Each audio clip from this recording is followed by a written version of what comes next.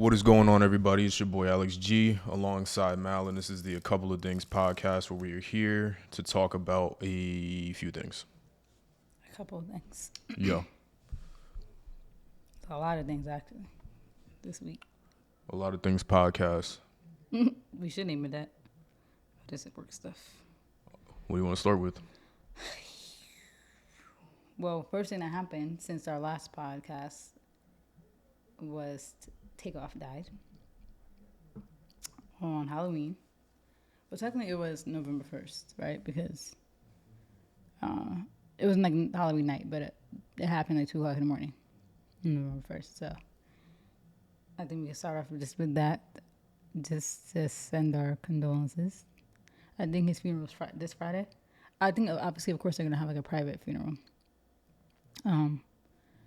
But they're doing like the public one at State Farm Arena. Where that where the Sort of Hawks play. Yeah, the basketball stadium, right?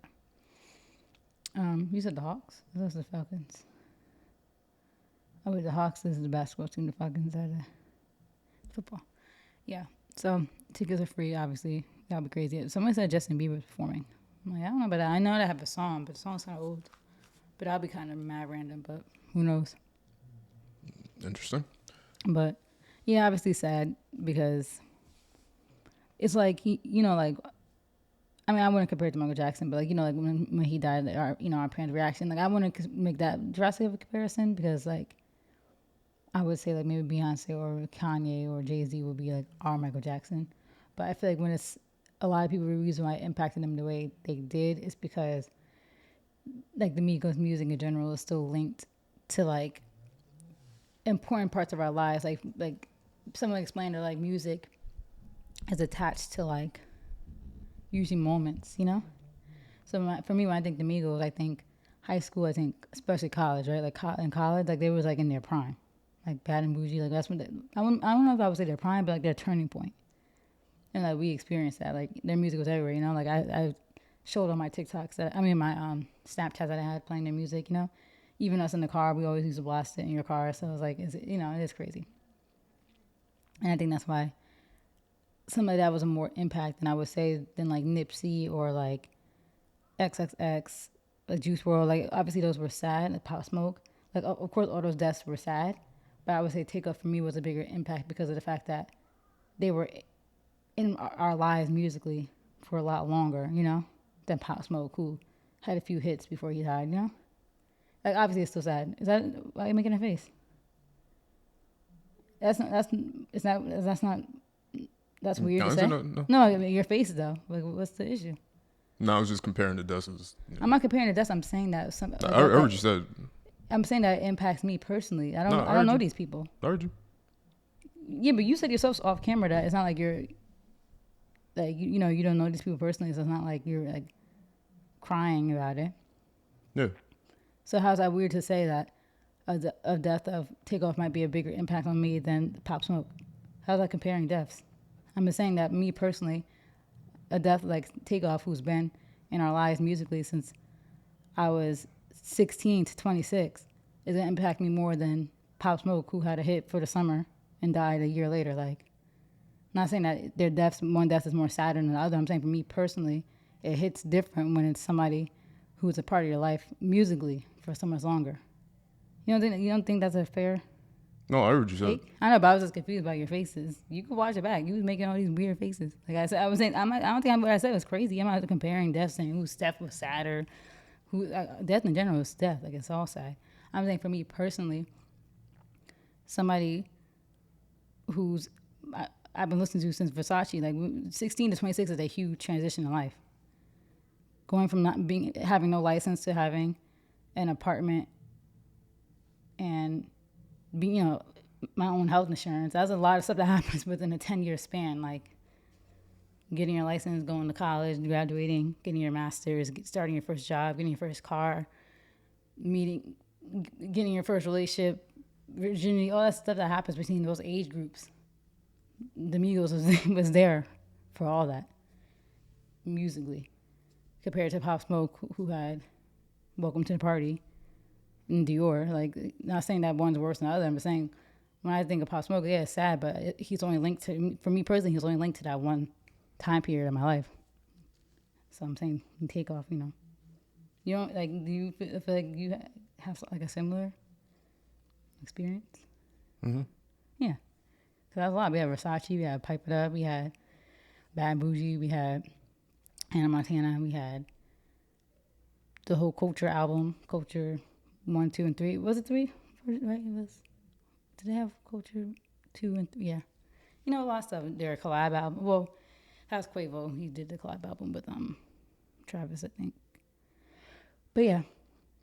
So obviously, that's why for me it was like, wow, like it hit different. It's like same when Kobe died. It was like wow, because like you grew up watching him. It was always wow when people died, but it was like wow, like what the heck, like Takeoff of all people, especially because he was just chill from what we see and from what people who actually knew him say. Like he was kind of just chilling. But obviously the first initial thing is always shock and grief, right, for a lot of people. But I think now, since it's been like over a week, a little over a week, for me, I'm like, I just want answers. Like, what happened, And like, you sent me all those TikToks, but it's looking a little sus. Like, I saw something else today too. That was like, a update as of today. That they like literally reviewed all the footage already. Like, which you would think is kind of obvious. They usually review that stuff like instantly, right? Mm-hmm. And they're saying there was only 2 people that had a gun. It was that guy in the yellow hoodie. I think you saw, like, or you sent in those TikToks, right? Mm-hmm. And it was some other guy. I think the driver, the one I was telling you about, that you could see the gun in the video, the person who was driving them around all day. And the video I saw today saying that Quavo wasn't even playing dice because that was the thing, the story that he was playing. Apparently he wasn't even playing. They were just watching. And I think it was the people that he was with that was actually playing. And then the people in the yellow, the guy in the yellow, and like somebody else came up to them, and they started picking a fight with Quavo about the celebrity basketball game, like just clowning him. Mm-hmm. And that's why in that clip, Quavo was like, "I don't care about no basketball game." Everybody's like, "Why were they fighting about basketball?" So apparently these 2 guys that came up started picking a fight with them, and they were walking away, and then they just decided to start like just like beating each other up and shooting. Like, it's just crazy. It's looking very suspicious as more information is coming out. And my whole thing is, you kind of like, I don't want to get too much into it because obviously these are real people involved. But if it's, if I'm thinking this is a party that's exclusive, like a Jay Prince's son's party, that's invite only, kind of exclusive. I know that area that they were in wasn't closed. Like, it wasn't like it was closed off to the public because it was literally in like a public mall, whatever, like an outdoor mall type of thing. But I'm feeling like if it's an exclusive party, who are these people that got in? And why were they shooting? And then, the whole stray bullet thing, you got a question when it literally was a headshot and a torso shot, Like, I don't know much about military training or police training. I probably could ask my dad these questions since he was involved in both. But I know the term, like, shoot to kill. And I feel like in training, if you were training to shoot to kill, I would think it would be head and chest shots. Get the heart, the lungs, the brain, obviously. And those are literally shots to kill, right? Like the head and the torso is so specific. So I don't know. It's a very questionable thing. And I know you sent me all those TikToks saying it was basis for the pod to talk about. So you have any input? Not really, because it's all speculation and can't really comment, unfortunately. I'll just wait, because that's the other thing. I thought that's why you sent them, though, to talk about. Nah, I was just saying in general. Oh, okay. I'm not going to sit up here and accuse people of shooting and murdering that's somebody. That's why I said allegedly. I didn't say no names. I just said, People being like I get it. Obviously, you watch somebody in a like, you can't really see anything in the video, but you kind of watch somebody get murdered, and obviously a prominent person, so everybody wants to run and get answers and stuff like that. But I'm more so there was a public place. You're gonna see the footage, and there's gonna be answers at some point. So it's of course gonna be human nature to anytime somebody famous gets murdered, there's always some sort of conspiracy that people want to believe in that it was an inside job, it was a hit, it was this, it was that. And I'm not saying it's not, but you know, those things can be entertaining, not maybe not entertaining, but intriguing or interesting to people. Yeah. But I Even the prefer, Pop Smoke thing. yeah, Like that interview with, I don't know if you've been seeing the clip circulating. The guy, you know him. I forgot his name, but he was an interviewer. He was interviewing the Mike D guy. And then he was interviewing a girl that was in the room with Pop Smoke that he invited back to the room. And like she was like, oh, Mike was in the car texting all weird. He was acting weird. Like she feels like he has something to do with it. Remember everybody else thought he did initially. Remember like the first thing people thought was him. Like, oh, the friend's weird. The friend's sus. Like, but he interviewed the friend too. And then now they're analyzing the friend's interview. Like, oh, his eyes. He looks like he's guilty. You know, people just, like you said, they like to speculate. And people could be right. That's the crazy thing. Yeah. People be right with some of their conspiracies. That's the thing. I'm not going to say anybody's wrong. And that's what I was saying. Like, I don't think that it wasn't a hit or that this wasn't something planned. But we're going to get the facts. It was in a public place. It's not like the Megan Tory situation where there might not have been any footage. But you're going to get footage of it. There's cameras everywhere and that thing. And with this, because it was a murder that took place in a public place, you're going to get more answers than you would if somebody just, did this, like, you know what I mean? Like, it was in such a public place and there's a lot of witnesses. That the prosecutors are going to be subpoenaing people. All those girls that was there? Yeah, everybody's going to be in court. So there'll be a lot more answers, and then there'll be a clearer view. But I wish I could give my opinion, because I gave you my opinions on it off camera, but I'm not gonna give it on camera. Why not though? What are you worried about? Well, because that could be libelous. You can't accuse people of. But you're allowed to speculate. Not technically, no. You can't really accuse somebody of murder. But it's not like you're accusing it. You're alleging. But based off visuals, like I didn't watch the video. Yeah, but you sent the TikTok that you sent had video clips of and the pictures of the people with the guns. I didn't watch it. I thought the one you sent me did. No, I listened to it. I'm at work when I watch these things, so I don't. Yeah. I didn't necessarily. It's not like you're saying, oh, he did it, but it's just saying the video appears. I don't even want to get it because the video wasn't even clear. That's why I was like, I couldn't even see what was going on. I didn't watch the full video at all, but. At least from what I saw, it was looked like one of those fight videos where the person can't record properly and the phone is all down here. So I didn't see anything. Personally, I don't know. I think they were just recording it low because no one knew the shoot was about to happen. But then again, these girls, I don't think they would look like a groupie. I think they were just recording, oh, Quavo, they getting fight, not knowing that was about to happen. Yeah. But so I feel like the girls who were recording were trying to be low, like not look like a groupie. So they were like that. But yeah, I don't know. I'll wait till more information comes out, but I of course do have an opinion on it. But the only thing I'm suspicious about though, because I feel like people were trying to say like, oh, it was like a setup or something. But the only reason I've kind of questioning that is because there's cameras everywhere. It's like why why not public place? Yeah, because they could have did that anywhere else. If it really was like a hit or something, they could have did that anywhere else, like privately with the cameras off. Like I don't know. It could have just been some crazy person. Like I feel like the story of two guys walking up to them could be what really happened, and it could have just been some hating ass man. The only thing about doing it in a public place, though, is that what that does get you low key is if they were trying to provoke someone to start a fight, right? Like they were saying whatever to Quavo. That's what people were saying. It like they said that's the whole thing. Someone compared it to Biggie. Saying I think when Biggie got shot, it was like same thing. It was like a commotion right before the shooting. So they said that it could have been provoked. Start something with Quavo, and start a commotion. In Texas laws, I assume they have the self-defense law down there. So if you started a fight, or say I provoked you, right, and then you hit me, and now my retaliation in a state like that, I would assume I could shoot you, and that would be self-defense. Yeah, but hitting Takeoff, who didn't hit his hands on anybody, would still be unintentional homicide. Right? But at the same thing, it would be, but at the same time, people don't give a fuck. Like if you're pulling guns out, you don't care about anything anyway. So I don't think That's true. people don't care to go to jail. Yeah, people's lives suck so much that they rather take that than be regular and broke.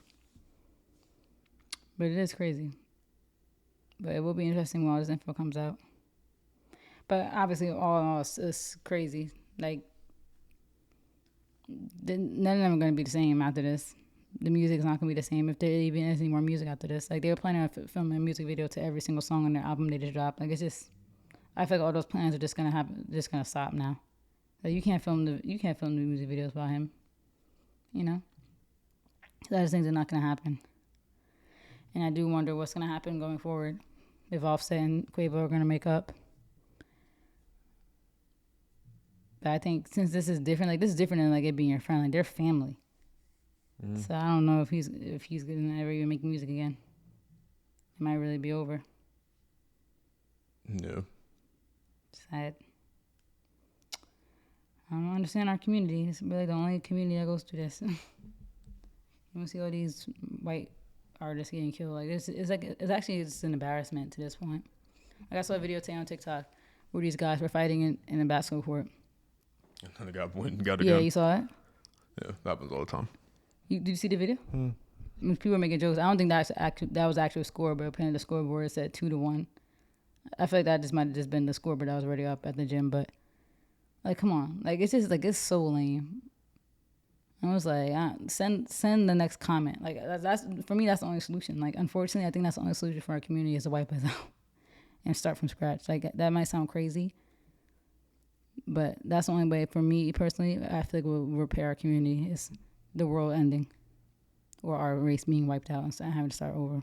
This is really it because it's so far gone. Like you would think after all these senseless deaths happen, people would stop, but nope. Still gonna run over to get a gun because you're getting in a fight at basketball. Like, come on, like it's so whack.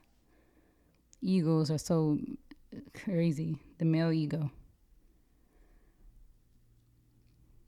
Sad. But yeah, tired of our community doing this though.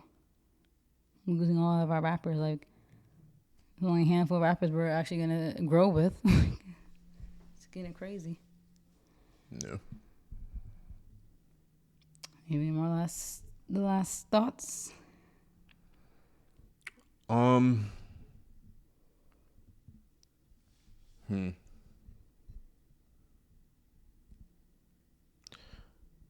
The one thing that I would say,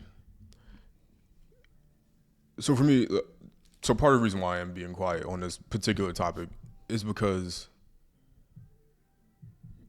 it's always weird to me, like when somebody dies, well, when a rapper particularly dies, for me, it's tough to have the conversations because it's always the same repetitive conversation over and over again.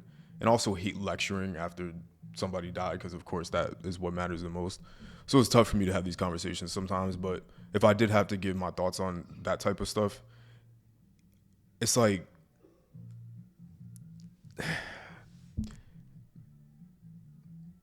I think that rappers should take advice and the formula for making money and staying out the way in the same way that YouTubers do. Now, the biggest difference between those two are, of course, that when you're a rapper, you're usually in the street first and then you rap and you become a rapper. So whatever street beefs and whatever issues that you had before are going to continue to carry over. Just because you have money now, those things are not going to end. And if anything, is going to be worse and multiplied by 1,000. So obviously, real big distinction between people that do YouTube, even though hood people do YouTube, and rappers. But for me, it's kind of like the same. I think that the key would be just to do the same thing Chief Keef did. Like, we've seen all the deaths that came out of Chief Keef, Lil Durk, King Von, all the FBG, like their whole section of Chicago. We've seen countless deaths on camera. We've seen crazy shit come out of there. The birth of drill music came from all of that, all of those murders and stuff like that. But what did Chief Keef do? He got money. Yeah, I don't ever hear from him. Went to California and is just chilling. Yeah. Like You never hear about him being involved in nothing. you don't even see You him never see outside. him, yeah. Well, you do see him outside sometimes because he has a very distinct car, which but But you would think after all these years something would have happened already. Like it's it's not too late. Could you see what happened with what's this face from Memphis? Young Dolph. Which was that was so crazy. Like, I mean, it's just crazy. We just keep talking about the same stuff, but that's why I'm like, you see, he was older, and it still happens. So, but he got Chief Keef got his money, went to California, and probably never stepped foot in Chicago. He said that. He's like for what? Yeah. But also, O-Block's getting demolished from what I heard anyway. Good.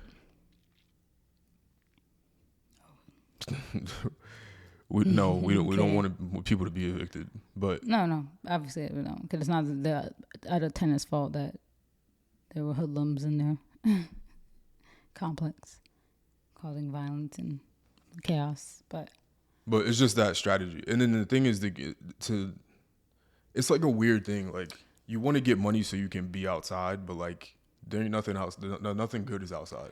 That's a tweet I saw. Like we as a community though gotta ask ourselves why rappers are not allowed to flex their hard-earned things. They're not allowed to go outside and do regular people activities.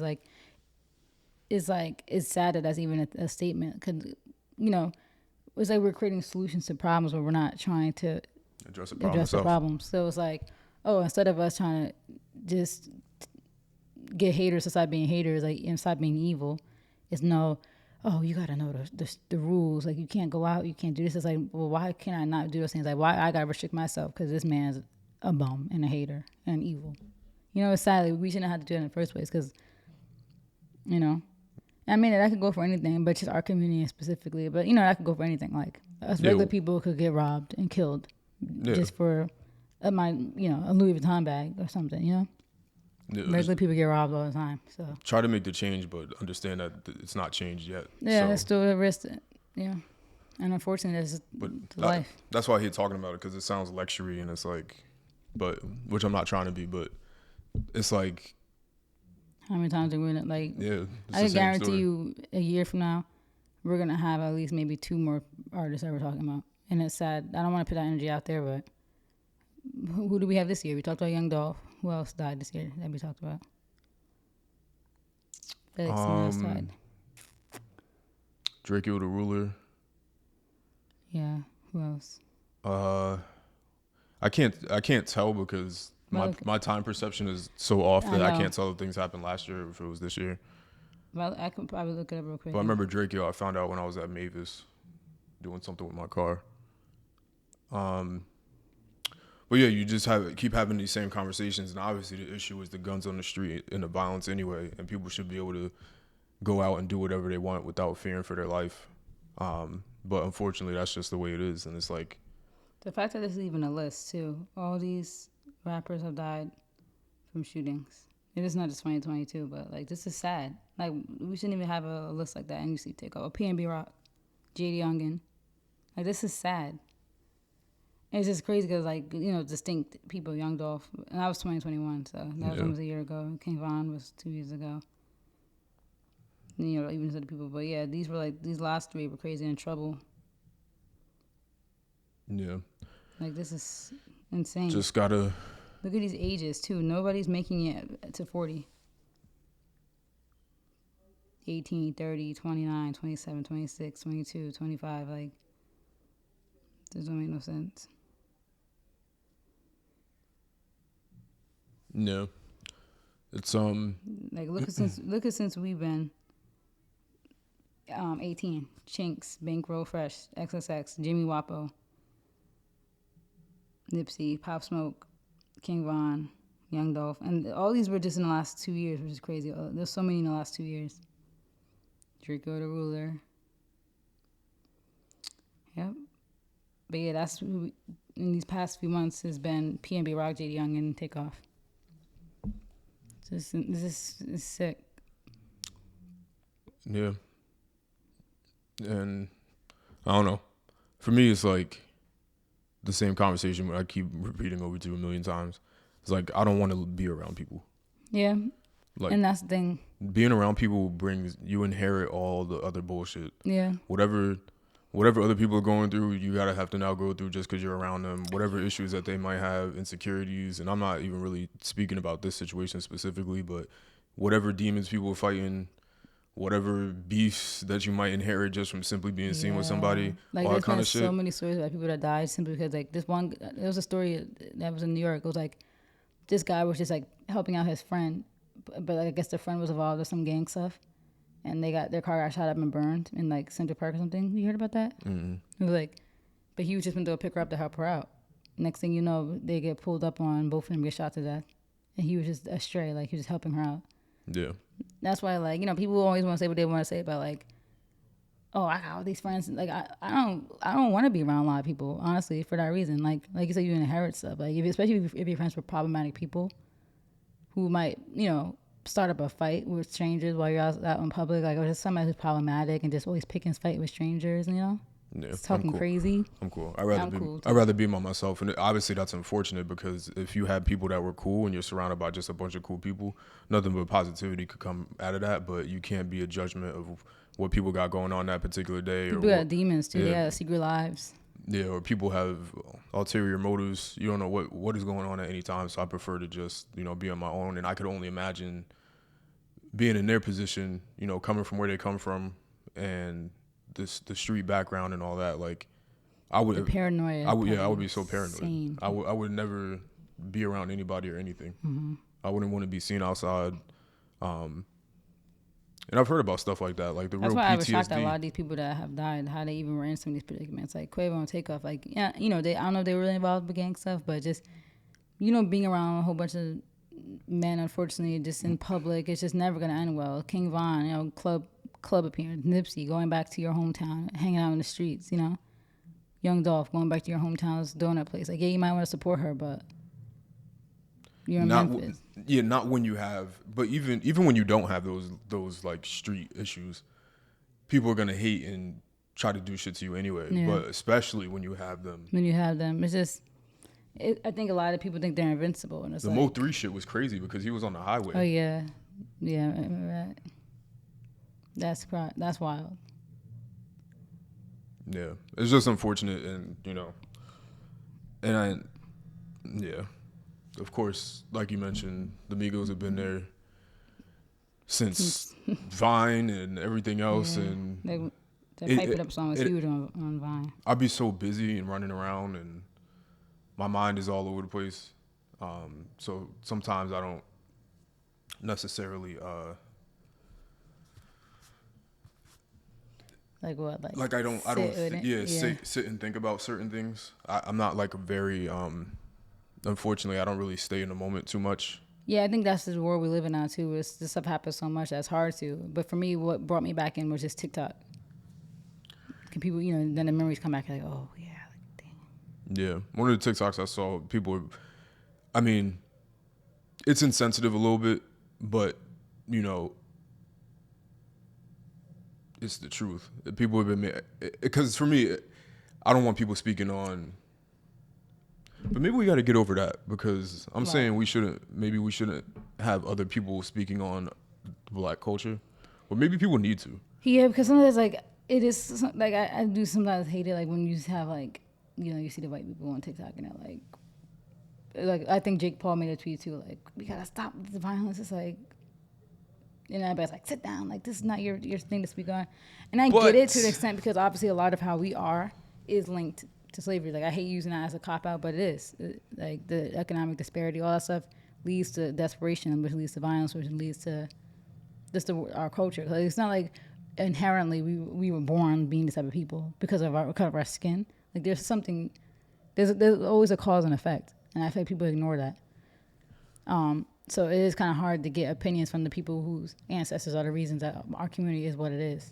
Basically, the TikToks that I've seen are clips from like movies and stuff where like a gun is loading up, like a crazy gun is loading up, or like a transformer converting into a big ass laser or some shit like that. Mm-hmm. And the caption is always XYZ whenever it's like, I don't know if they said Black people specifically, but they were like, whenever somebody says something like, whenever there's a minor argument and it shows somebody building like loading up some big ass gun or Yeah. something, and then that's it's jokes, but at the same It time is it's what it true. is. I guess we just said with The that basketball basketball thing, it's game. like you want to shoot somebody over a basketball game. And like the way he just walked over calmly and loaded it and then put it in his pocket. Like, come on, are you really serious? Like, or like like that recent situation where like somebody's dad got killed at the kids The football game. Like are we really serious right now? I do think social media contributes a lot to that because I told you that the other. Psychoticness. Like honestly, it's literally psychoticness. I told you that the other day about like jokes are okay, but people don't understand jokes and entertainment. Mm-hmm. But like everybody being amazed, or like making jokes about they got the switch on this and Yeah, this Glock like, switch thing. like, Yeah. Like my grandma put the switch on the switch. Like, and I think a lot of those things are funny, but people don't understand. Like people will actually take that like, oh, I want to switch. I want to go spin on ops. I want to do all these things. Yeah, They look at and New it York, sounds good. They look at drill culture and Mm-hmm. they want to emulate that kind of stuff. And it's all the, you call them civilians or pedestrians that want to be in that life, but don't like. They don't understand the implications. Like they don't understand how, like, I think a lot of people, especially with social media too, don't understand like how permanent death is, like how real this stuff is. Especially because like the internet is so censored to showing death. But it's like I don't think people understand like death is death. Like Takeoff is gone forever. Like this is real. Like this is not like, oh no, because reverse time he'll come back, or he's gonna come back. Like it's like I don't think people realize like it's fair. Like one day if we make it to 80 years old, like we're gonna be 80 thinking like, dang, this whole time Takeoff could have been here and he's gone. Like that's a big deal. But I don't think a lot of people can wrap their minds around that. I also think that people don't care. And I'm not A talking lot about of people don't. I'm not talking about him specifically, but I think people view entertainers as being so disposable because you don't know them, which I could understand. Like you're not gonna necessarily cry over the person 5,000 miles away that you don't necessarily know. Like I could understand that, but I think because you only see somebody through a screen too, that like that's your whole perception of them, so they don't actually. Yeah, we never met him. Right, We and never like talked to him in person. for people it's not real. Like they're not gonna be in the funeral with the family when people are crying. Yeah. Like they're not gonna see somebody had to go identify the body. Like they don't see all of that that happens in the background. Yeah. Like they don't see the white sheet over the body, them zipping you up in a bag, putting you in the corner, coming to pick you up. Like they don't see the autopsy photos. Yeah. They don't see all of these implications and things. People being. You don't see how his brain probably looked after this. Well, I wasn't gonna go that far, but No, I'm saying like that's like the real stuff. That's why a lot of parents, even the school shooters, want the. Some of them, I mean, some of them don't. That's why the pictures never come out. But some of them do want that stuff to be shown. Cause it's like the same thing with these mass shootings. Like no one understands how damaging these guns are. So that's why it's so easy for pro gun people to still be pro gun. yeah.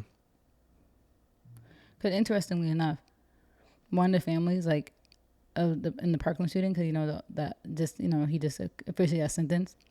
It was like super pro gun, pro Trump, everything. They were like absent during the whole trial, and I know it might be traumatizing, but for me, I feel like that might be kind of telling, right? Like, dang, I was so pro this, and now my own family member died from it, and it's almost like they feel guilt, almost, right? Like they can't even face what really happened because it's like so probably traumatizing because it's something that they supported. And I feel like that's like a lot of people make that comparison. Like you might be pro gun until your kids are on that dies from it, before you realize that maybe some laws need to change. But I think it's the same thing. People are so pro-violent and like thinking it's just a game, thinking they live in GTA. Like there's no, what do they call it, the gulag? There's no spawning. Like these people are gone forever. Like, and I think that's the scary part. Cause I think we watch we watch a lot of like, killers, docs and stuff. Like people who have done violence. Like we see some of the documentaries and stuff, right? Like, and I think there was one that I watched where like literally like, one of these killers, like he was so obsessed with gaming, like he almost felt like life was a game. And I think that's like how a lot of these people go through life, and it's like cause we're so used to the gaming life, You're getting shot up in Call of Duty, and you're not dying when you should be dying. You get the little blurry screen, and 10 seconds later, all of a sudden you're back to normal health. It's like that's not the real world.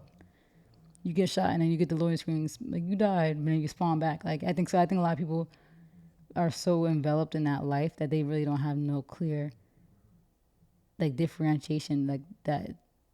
No, in real life, there's no spawning. There's no you're gonna get your health back if you walk away and crouch behind the table for 10 seconds. You know, like it's permanent, and I think there's a disconnect, and so people experience it themselves, and it's just sad. Yeah. And I don't think there's no fix. I think the only fix, like I said, is to wipe out society.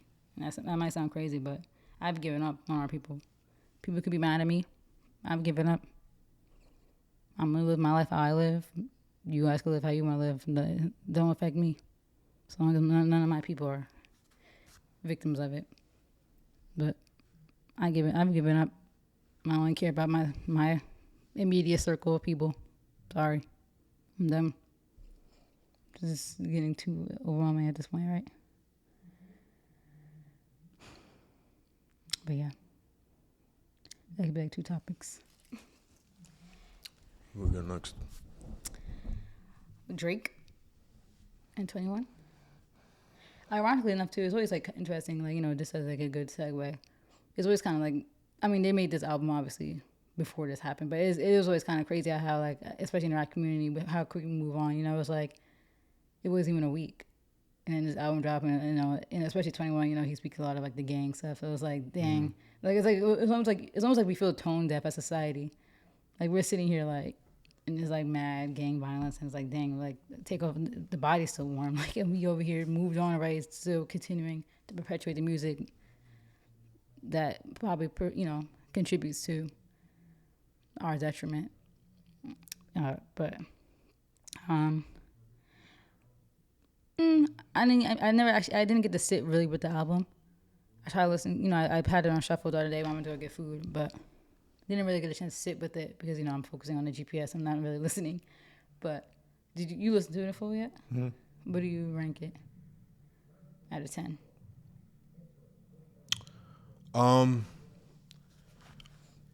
Before I answer that, I will say that I'm not a big fan of the Drake collab albums. Same. Not because the albums themselves aren't good, but I think that I'm not one of those people that like wants to hear a collab album with anybody. Like, I don't want to hear like Drake and like What a Time to Be Alive was cool because we were, you know, music was different back then, and also the times were different. Like, there's a lot of music that, like, imagine if no music from, when that come out, like 2016? Imagine 2015. Music was completely different. Like, that was only 6 years ago. But wasn't that when like collab albums were kind of like, I mean, I don't think they were new, but I feel like they definitely went up in popularity since then. People started doing like the only collabing with the one producer kind of thing. Yeah, like that, it was running rampant for sure. And it started from then. But imagine all the people, like, think about all the people that we really didn't have at that time. Like, imagine you just go back to, you know, Post Malone. Mm-hmm. Like, that was like, there was so much Post Malone music that didn't exist. Doja Cat wasn't a thing. Yeah. Like, Meg wasn't here yet. Yeah, there's so much music. Like, there was Even such Cardi a B wasn't. Cardi B didn't really come up until our senior year. Yeah. So I'm using that as a qualification for what I'm about to say. So for me personally, when I hear a collab song, like people like the Jimmy Cook song, not for me personally. I think that the song is having the impact that it has, not because it's a bad song. Like, I don't know if Drake's capable of making a bad song, but I think it was because of me personally. I think it was because if you look at that whole album, nobody wanted to listen to any of those other songs, and that was the one. Because remember when we were listening, that was the one song that was different, right? And I think because it was so different that people put it on a pedestal, as opposed to just being a regular sort of. Because it's like you're listening to like an album that you're like, it's not really my type of music, and then you also you had this complete switch up. You're like, hey, we were listening to Unz Unz, and then it went to that. So I think that helped to make that song be what it's doing right now. And then it went to TikTok, and then which always pushes it. Yeah. So to me, the perception was like, all right, now we should do it like a collab album. But for me, if somebody makes a good song with somebody else, I don't necessarily want to hear a whole album from them. Like, I mean, from a money grabs perspective, it's smart. Yeah. Because it's projected to go number one. Right. Which is going to be 21's first number one album. And I think Drake's only his fifth number one. The only collab album I would say, and this is not no Meat Rider shit, but What a Time to Be Alive. I mean, what am I saying? Watch the Throne Yeah. was a collab album, Oh, but how can I forget that? to me is different because it's not too different.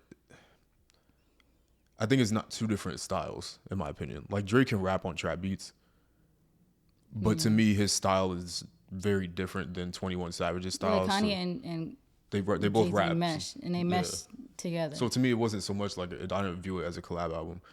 But so for me personally, like I like Pusha T and Rick Ross songs together.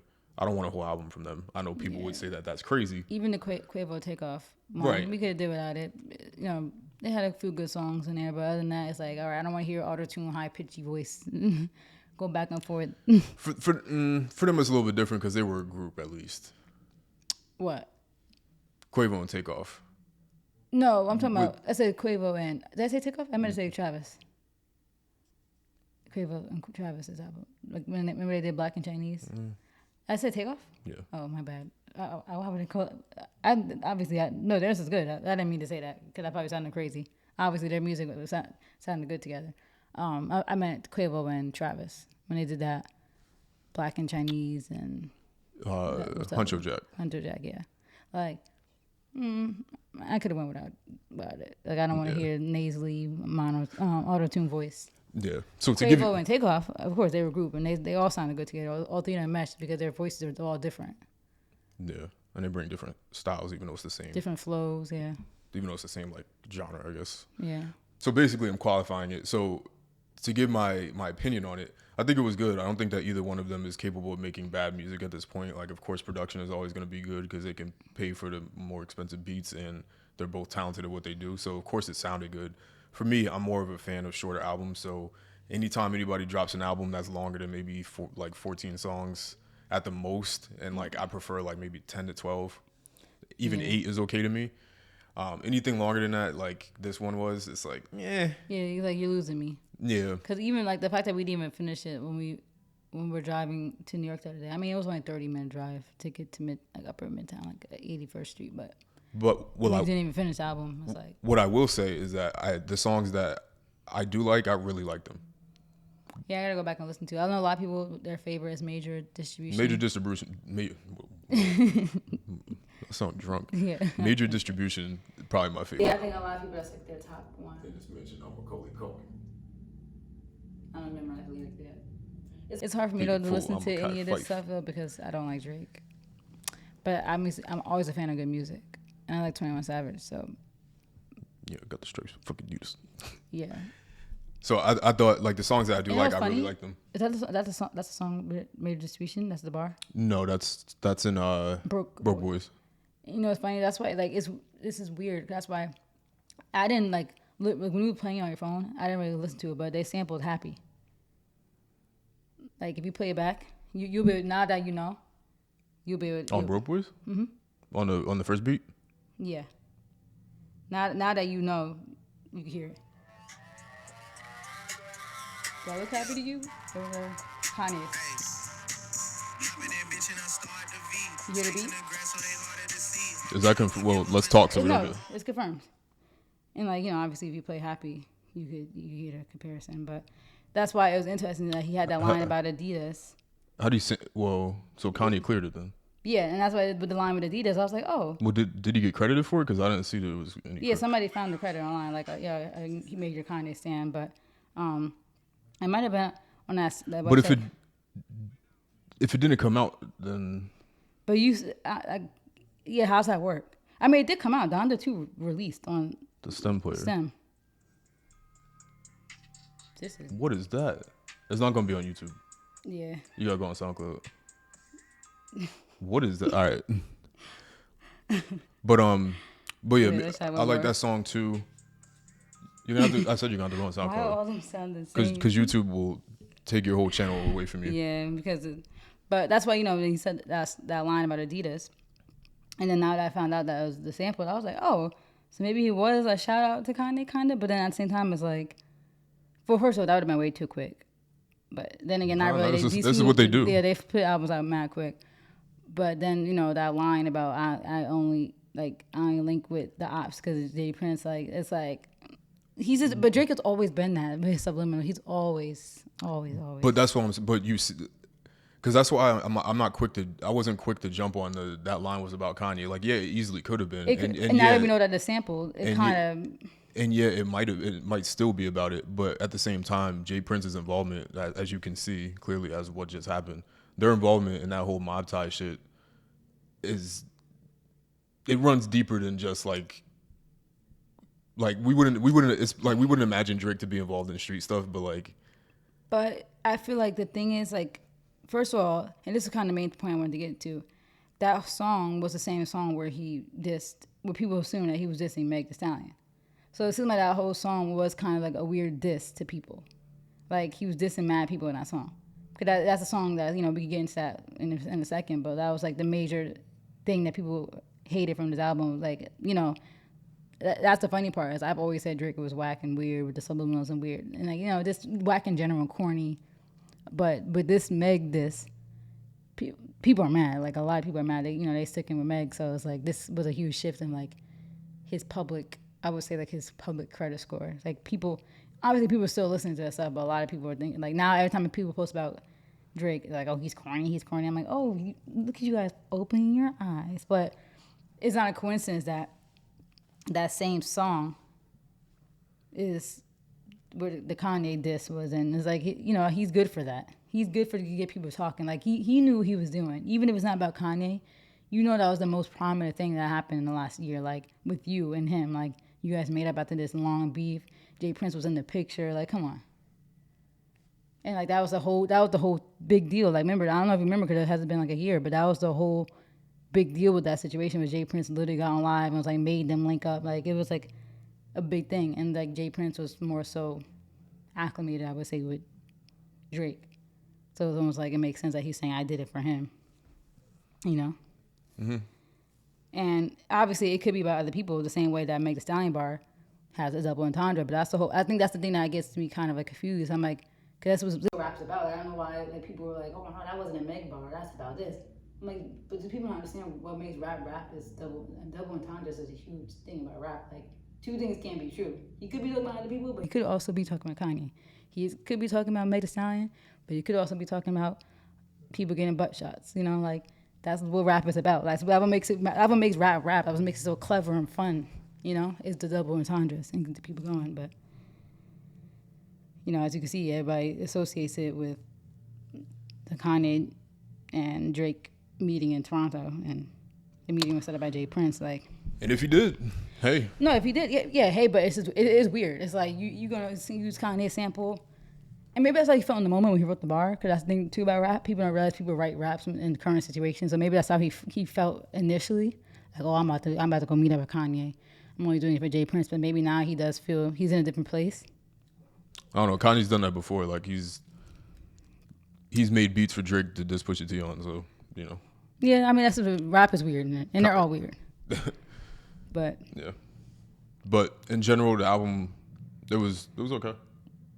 I might have to give it another listen, but I for like the main thing with me, even the songs that I want to listen to, like remember when you was playing it, you're like, you skip through them. Mm-hmm. Since I was just driving, I didn't feel like clicking through, so I was like, let me just listen to them. Even the ones that like I wouldn't even save on my phone, lyrically they're so good. Like, even if Drake does have a ghostwriter, I feel like lyrically he's still be saying some slick stuff. Like when you're listening, like, okay, this, that was a bar. Like he do be saying some stuff. Yeah, I didn't mean to say it was okay. Like I was saying before, like they made good music, so the album was good. But yeah, in terms of for me, because like I said, like I buy my music, so the things I'm gonna actually things I'm actually gonna pay for, because I'll buy a whole album. I don't care. Like I bought ESTG's whole album, but and that's the thing. Like album's good when you want all of them. Yeah.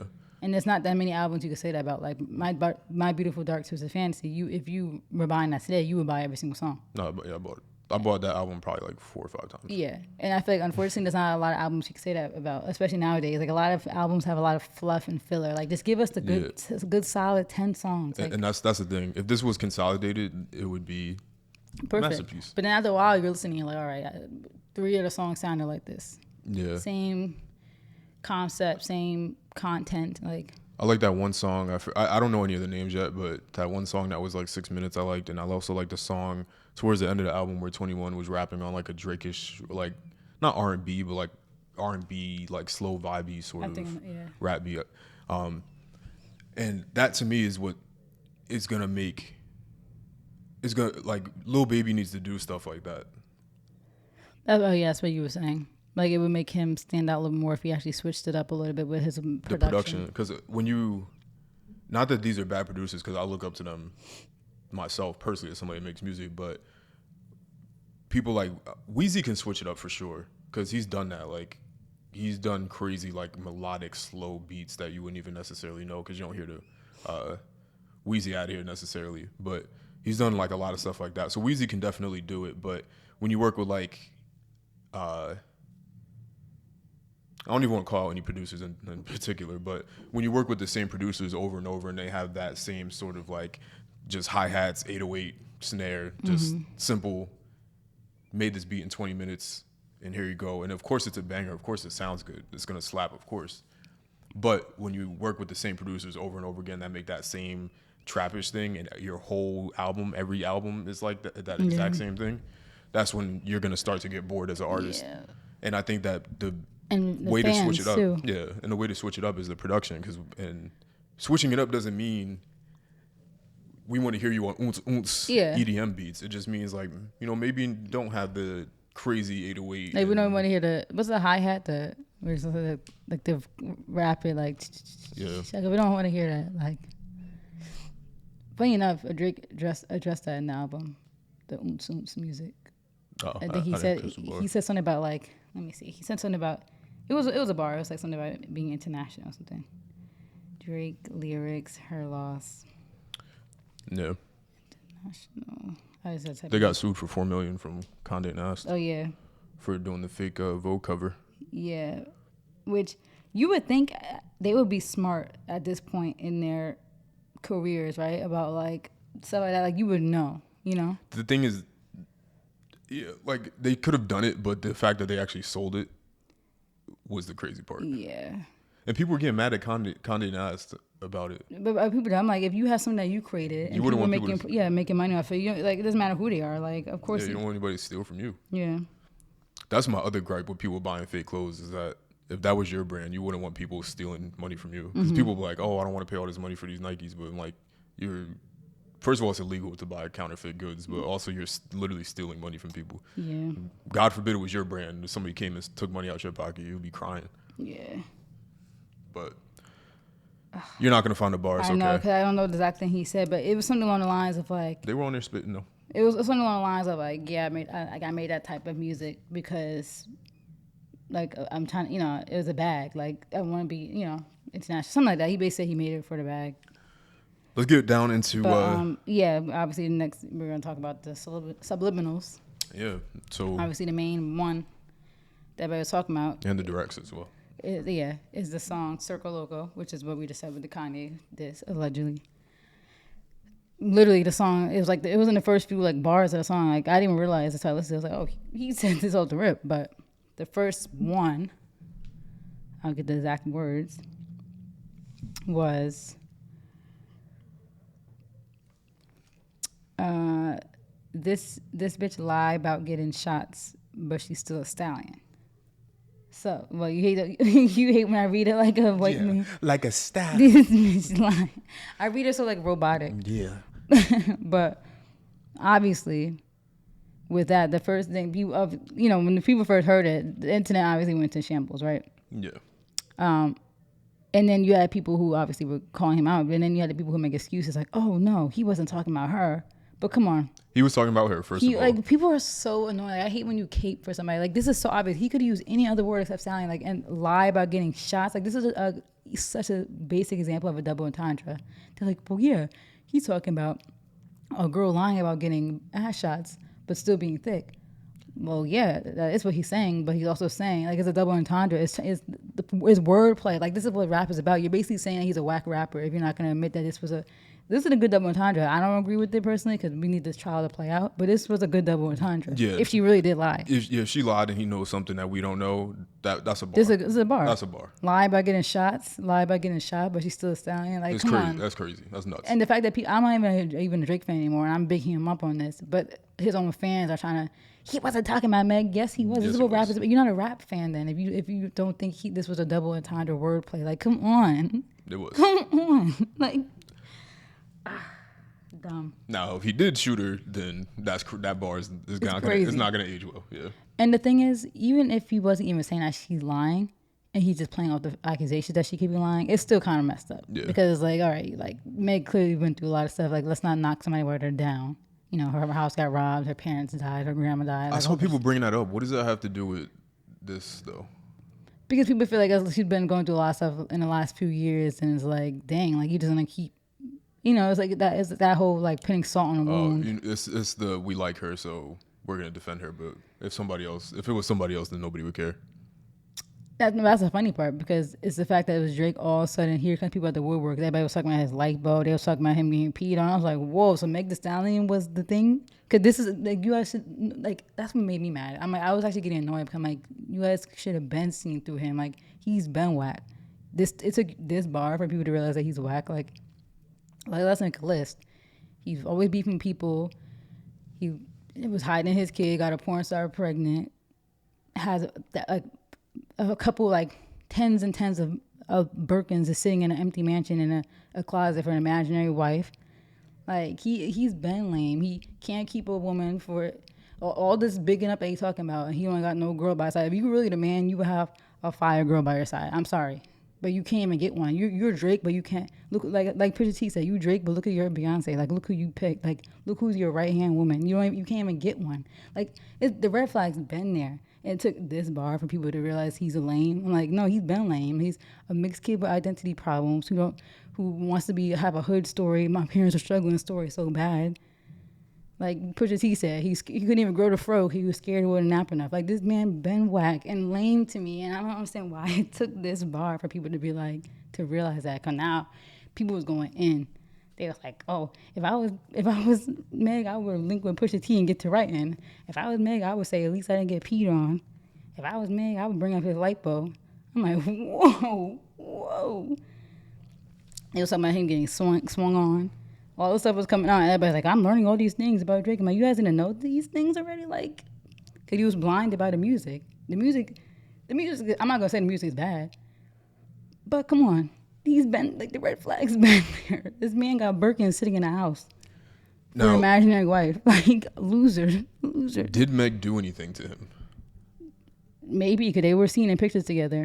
And I'm not trying to pit bodies on Meg, but based off her track record, she seemed like she getting around. I wouldn't be surprised if they, sorry, but I wouldn't be surprised if, you remember that, I don't think we talked about this on the pod, but the baby said that on his song.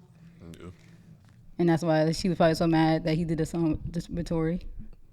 I feel like Meg get around. She definitely give me free vibes. But I'm not gonna. I wouldn't be surprised if Drake and her had sex. I don't know these people, and I'm not gonna put anything on anybody. But I'm saying I wouldn't be shocked. But because Drake's a thought, and I'm not gonna call her thought, but she's there had to have been something. Like I don't see that shot being taken for no reason. Yeah, it's either they were cool. So it's I don't either want to victim blame. Yeah, no, they were cool, but something doesn't happen, and that's when a lot of people all start questioning Meg because they're like, Meg has literally a track record at this point. She's been like she has so many industry cuts, like ties cut. Was he one of the people that unfollowed her? Yeah. During that whole thing. Yeah, and that's what everybody was like, and then Rihanna unfollowed her. You know, so people, it is kind of weird, and nobody ever addressed it. It's like, why did Rihanna unfollow her? You know, it's like. Yeah, I'm not speculating on anything, but.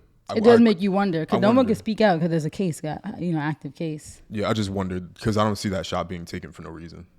Exactly, like especially if you knew the implications that would come from it, and then the trial's starting in a few weeks. So like. But what info would he have? But then people be connected. And Tory Lanez is connected too. Yeah, if he got the footage.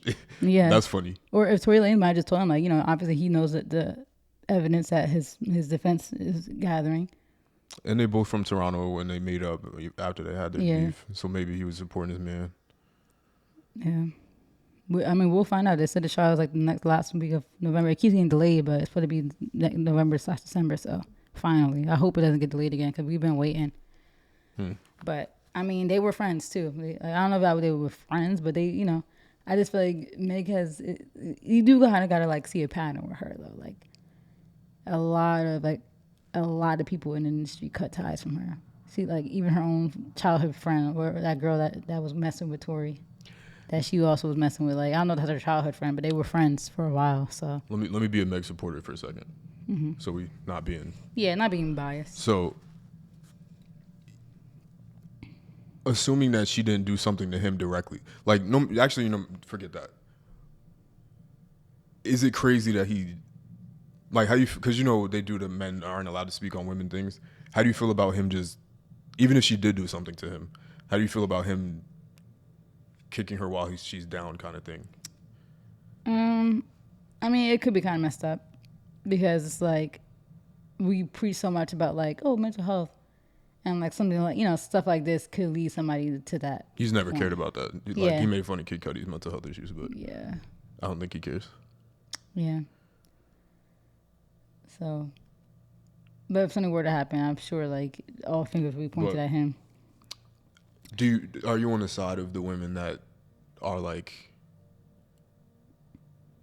saying that it's like a man like going at a woman? You know what I mean? As opposed to him going at like another guy. Yeah. Because like it was like that whole thing. Like some of the shots that he was taking was kind of like defenseless people. Yeah. Like the Serena bar. Yeah. What do they say? Low hanging fruit. Yeah. Yeah, because if you notice, like his beefs haven't really been with anybody who's really like that. Anybody who killed him lyrically, and even the people who have killed him lyrically, you see he was mute. Pusha T, he didn't respond back to that last diss.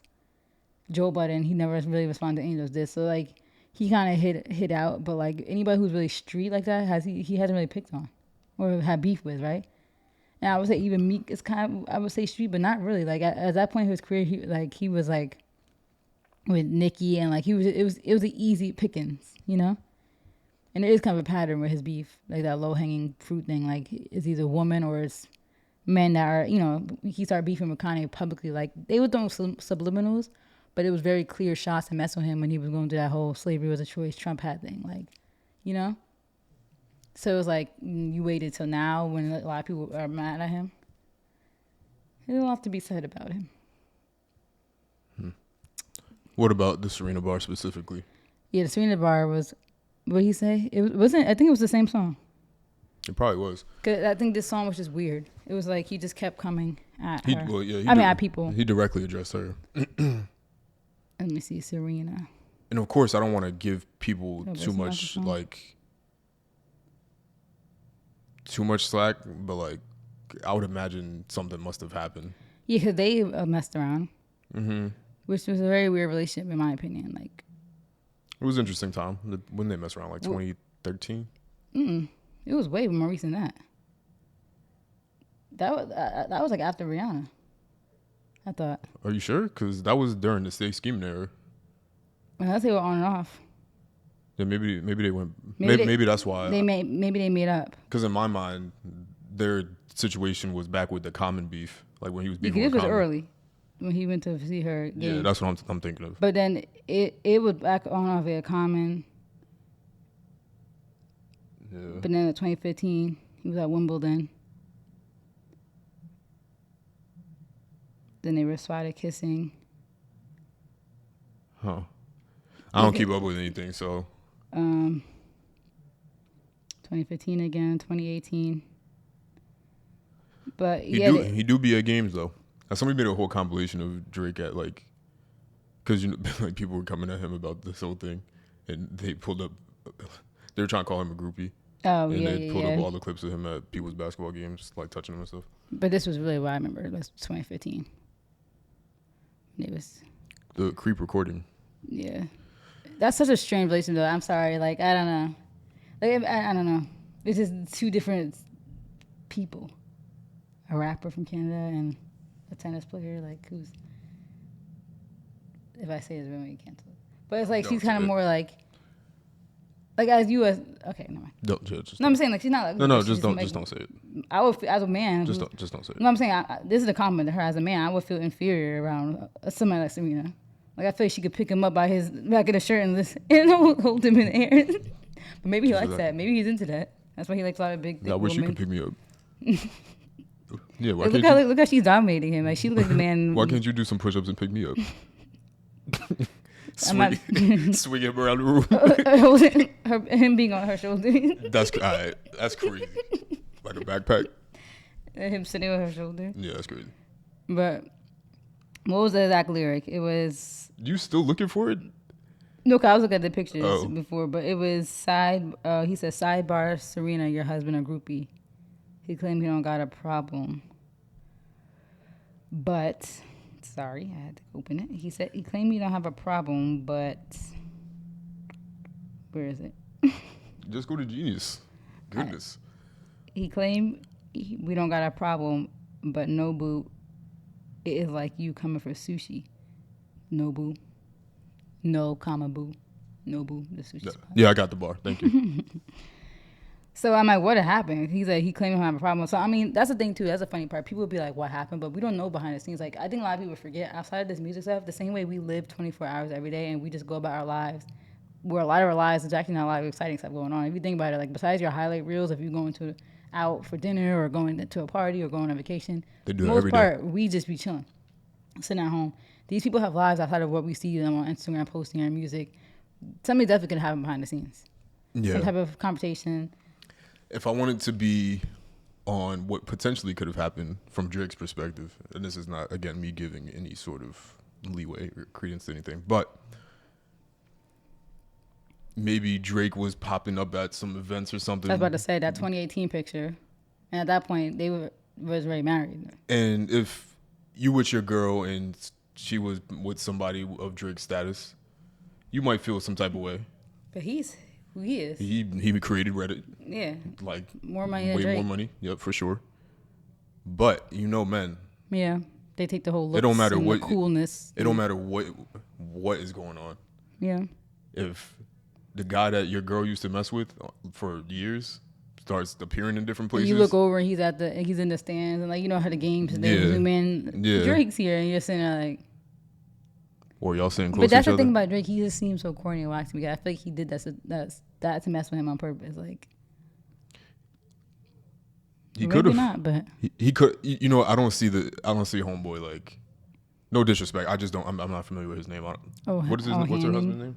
I think Alexis. Oh, his name's no. Is his name Alexis or no? His last name's Ohanian, right? Yeah, the gentleman that created Reddit. Yeah, his name is Alexis. Oh, and his daughter's name's Alexis too. I don't see him. Alexis is kind of a wild name for a man. I still don't see him addressing or starting any beefs with Drake. That's the thing. Yeah, that's the thing. I don't see it either. That's why I think Drake's the common denominator. Like, that's why I've always felt that way in beefs with him. I feel like he's petty, he's a weirdo, he's light-skinned man syndrome. Like, he's just very provocative. And like I said, I keep referencing the Pusha T bar. Like, he talks this big this big game about I'm Drake, I'm this and that, but you got nothing to show for. Like, at the end of the day, like, look, he got Serena, like, he won, he got the kid, the baby, and now they're married, happily married, like, and you just had her for a moment, like. He's like that guy that is just getting run through. I feel like by these women and they don't like him. They're probably like, I feel like they get what do they say when girls get the ick? Like, I feel like they get the ick from him. Like, oh, get away, you weird.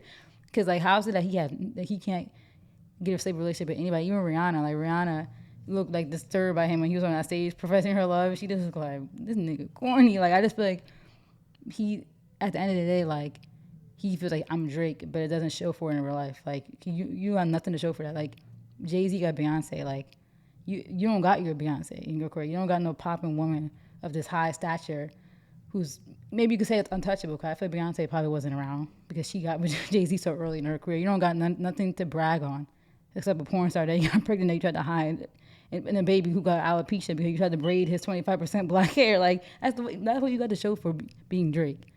And I think it hurts. You could be this big man who's got all this fame and feel desired by all these women, but at the end of the day, you got nothing to show for as far as in that category. Like, you go home to Birkins, you walk past all the Birkins sitting there for a wife that's probably not gonna ever even appear in your life because you're approaching 40 and still haven't had luck, And I get the whole being famous and rich and it being harder to find women, but there's plenty of women that are in the industry. There's plenty, that he had just failed. Like, let's make a list. It was George. What was her name? Georgia Smith. It was Rihanna, Serena. Who else? Babe, don't defend that man. He got no Beyonce to show for. Everybody else got somebody. I mean, Kanye had Kim, but now he don't. But look at that. Like, Kanye had Kim. Jay had Beyonce. Like, A$AP got Rihanna. Like, you have all these, like, power couples. And then who did Drake have? Nobody. Nothing to show for it. And like I said, I don't know him personally, but I feel like all these women, something happened. That they got skeeved out or creeped out or something. Who out there would be on his level?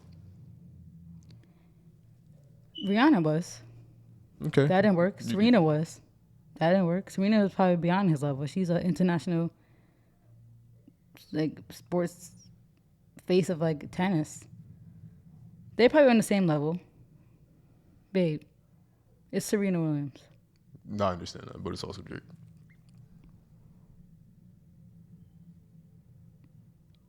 But you can find people on your level. Jay-Z found Beyonce. Like I said, they came up together too. Kim and Kanye had each other. They were kind of. I mean, Kanye was definitely more for the past. Shouldn't use them as an example. But I don't get a divorce now. No, I'm genuinely asking because somebody asked this, and I'm not saying my personal opinions or takes on this, so nobody take this as me saying this is how I feel. But when a man goes out and finds a woman, typically it's a downgrade. Yeah. So. But what about even early in his career, before he was Drake? He was with girls that he could have came up with. I'm not debating anything. I'm genuinely asking a question. I'm like, right now, for who he is, who would be that person? Regardless maybe of fumbling anybody. Maybe some supermodel. Yeah, but that's a downgrade. Because the thing is, like, it's going to be hard to find somebody exactly on the same level as you, because that's rare. But you can still find somebody who's up there and probably doing big things, like I said, supermodel. Like a Bella Hadid, I feel like with a Drake would make sense. Like, it'd be like, okay, like, I mean, she's with somebody else right now, but it's like, she's like, people are saying that she's like one of the next, like, this generation's supermodel. Like, she's only going up. And I feel like just based off her status, that would make sense. You know, same thing with like Giselle, the Victoria's Secret model, and Tom Brady. Like, it kind of just makes sense. It's like, you know, you get the superstar quarterback with one of the highest paid, like, you know, supermodels. It's an interesting conundrum, because I'm not saying like, because what he said, 500 million that he just got or something like that. But that's the thing. It doesn't have to be. You don't have to be with somebody that's. I didn't even get my thought off. Sorry, but I'm saying just before you say, I feel like you don't have to be with someone who's exactly on your level. Like, love is not about finding somebody who's on your level when you have everything you need. Like me and you, yeah, we try to match salary so we could just have a big empire for our family and future family. But Drake got that empire on his own. Like, I think when you're at his level, you just want companionship and love.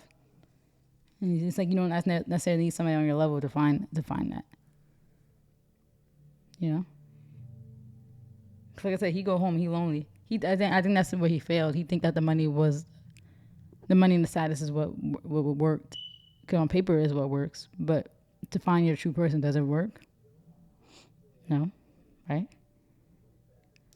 Well, I can't jump out and say that he thought that, but the why is the Birkin thing why was that such a thing for him to mention it?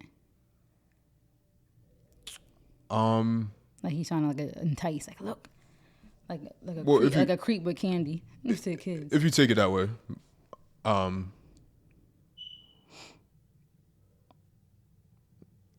don't know. It's kind of tough because anybody that ever gets with you is gonna be because you're you, and that's tough. Yeah. Oh, one of his girls had my name. Yeah, I remember her. Interesting. Malika. Jamaican Irish. Why don't you have him not named? Yeah. But you got anything else? I mean, there was still more bars that we had to get into. Okay. But yeah, as far as the relationship thing, like, oh yeah, we talked about everything that happened with Meg. Like, I just think for him, and I don't know him personally, and I hate when people speak on something they don't know, but just to sum it up, I think for him, like in my personal opinion, I think that he just doesn't prosper in the love category as much as he would think that he would, because who he is, and as much as he wants to. So I think he just has a lot of like ill feeling towards women because you notice like every woman that he cut ties from romantically is always some type of shots and stuff. You know, like he's hurt. And I feel like as a man, like you see all these women like, and none of them worked out. Not one. It's just like. Do you think that because realistically, and this is sounding like me defending him, Interesting. but Enough, he was actually rumored to be with Bella already. Yeah. This is not me trying to defend him, but I'm throwing out a bunch of hypotheticals for the sake of conversation. Mm-hmm. Realistically, women, especially in the entertainment industry, and like models and the actresses and musicians, singers, whatever. Mm-hmm. Most of the reason why people do that kind of stuff is for the money, right?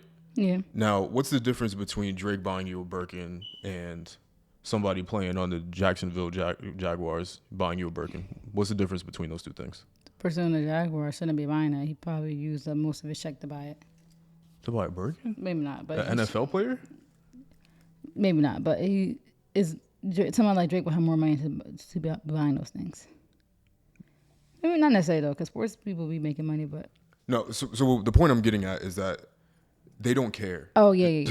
They don't care. They just see the money in their bags. Yeah, if I mean, it just depends on who they think is cool to be seen around. Some girls think it's cool to be around the sports guy. Like, oh, I'm an NFL wife. I'm an NFL girlfriend. I'm in the box seat. Like, some people, that's their flex. Some people, I'm a rapper's girlfriend.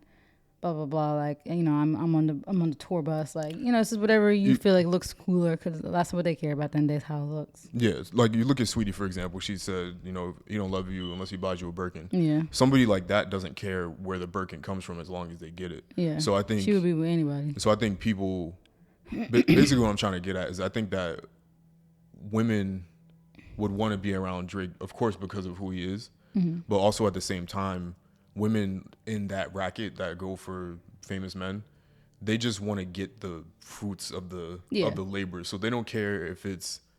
That's what a lot of these women get with the ugliest man. The NBA ever. player, the NFL player, the rapper, the singer. They don't care who they get with as long as they get the G-Wagon and whatever bag. So I think that he's probably a huge, like the biggest victim. He's probably looked at as a lick because he's probably, no, for sure.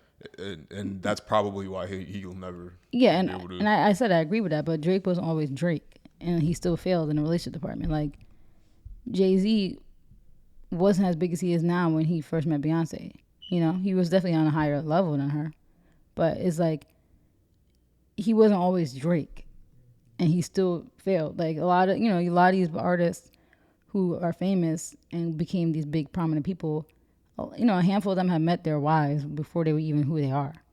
Pusha T, you know, like Kendrick. You said no? Not Pusha T? Oh, never mind. I don't know why I thought that. Kendrick. Maybe I was thinking of Kendrick, but Kendrick. You know, you see even Blueface, his baby mama, he just had another kid with. And that was a bad example, but they were together in high school. Like, and he still be going back to her. It's like a lot of people met like their one early in their careers or like before they were famous. And then, you know, obviously the same was like A$AP and Rihanna, but A$AP and Rihanna were messing around they've been messing around, you know? And I think they never really, maybe they both were just kind of like, oh, we were still young, but then you see they reconnected back. But they've been messed around before they were who they really are, prominently. And I think Drake has as far as I know, he has no history of a long-term relationship even prior to his fame.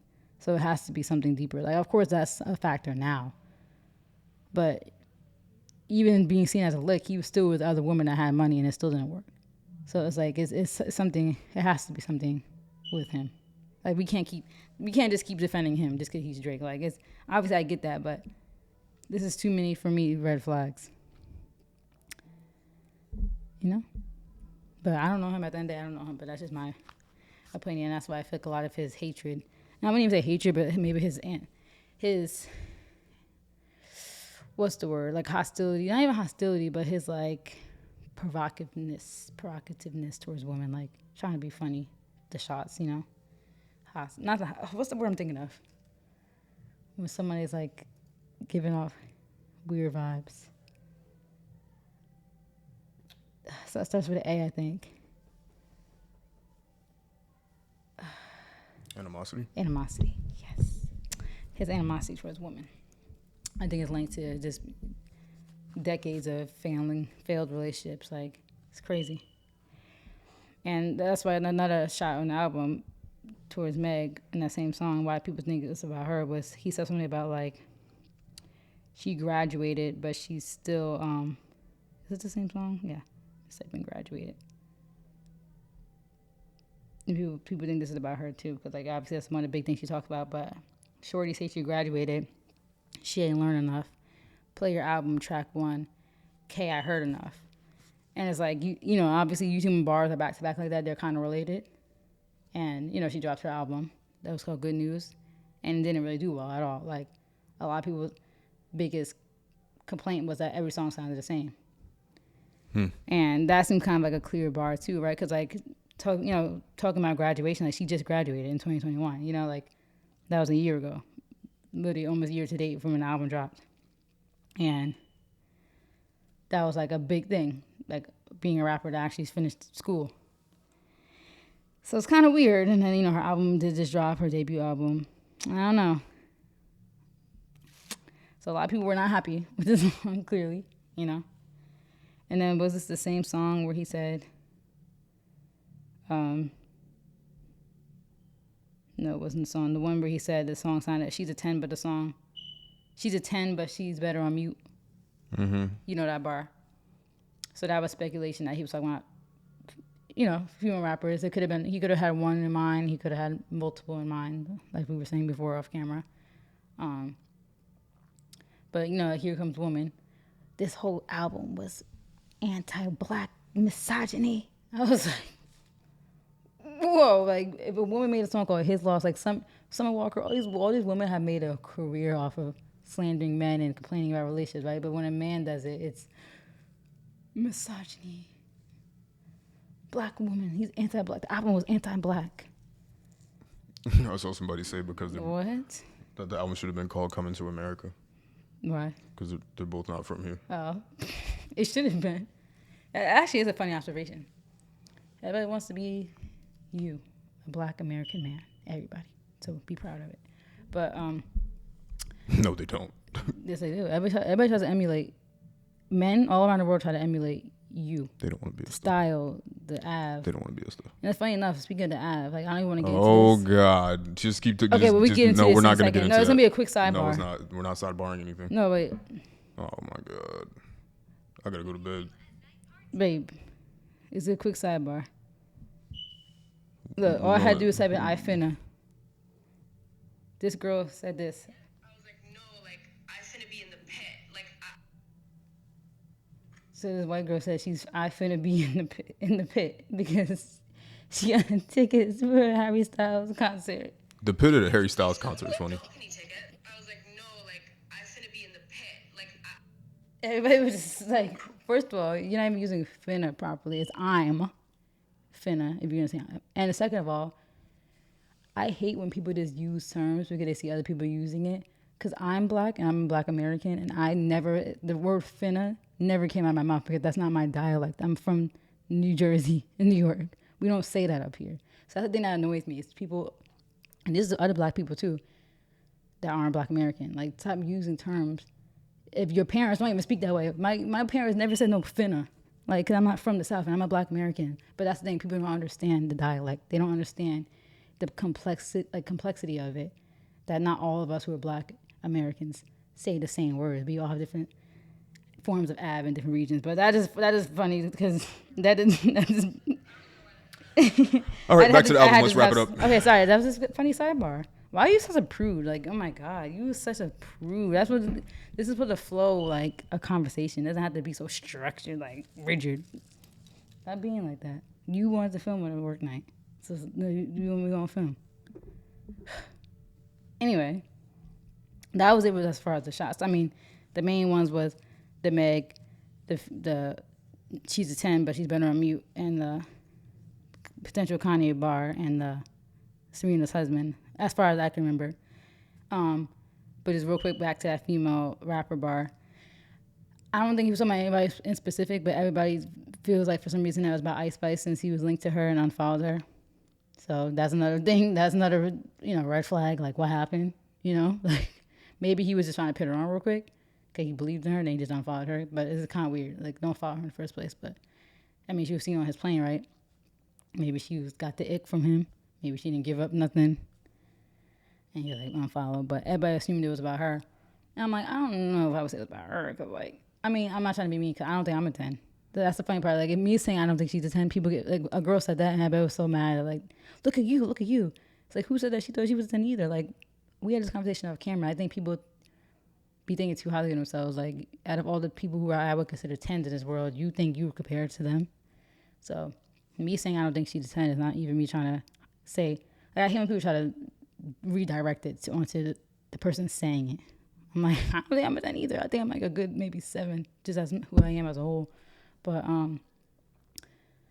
yeah, I mean, I don't think he was talking about Ice Spice, but you know, she could have been looped in there. But me personally, I thought Sweetie. Initially, I was like, it's probably Sweetie, because that was like a thing people were saying about her. And Ruby Rose, I feel like those, that whole, but she's better on, this is better on mute. I've specifically seen with Ruby Rose and what's her face, Sweetie. So. Yeah. Did you think about anybody particular? Like, I think you said off camera, you just felt like it was like a grouping, right? Mm-hmm. You were just saying in general. But people were so mad about that, feeling like he was shitting on female rappers and black women, you know? But, yeah, I'm going to have to re-listen to the album. But I think it was good. And the Meg thing will be very interesting. That was the biggest thing. It'll be really interesting to see how this case plays out. And see if anybody's going to come back to all this and be like, oop.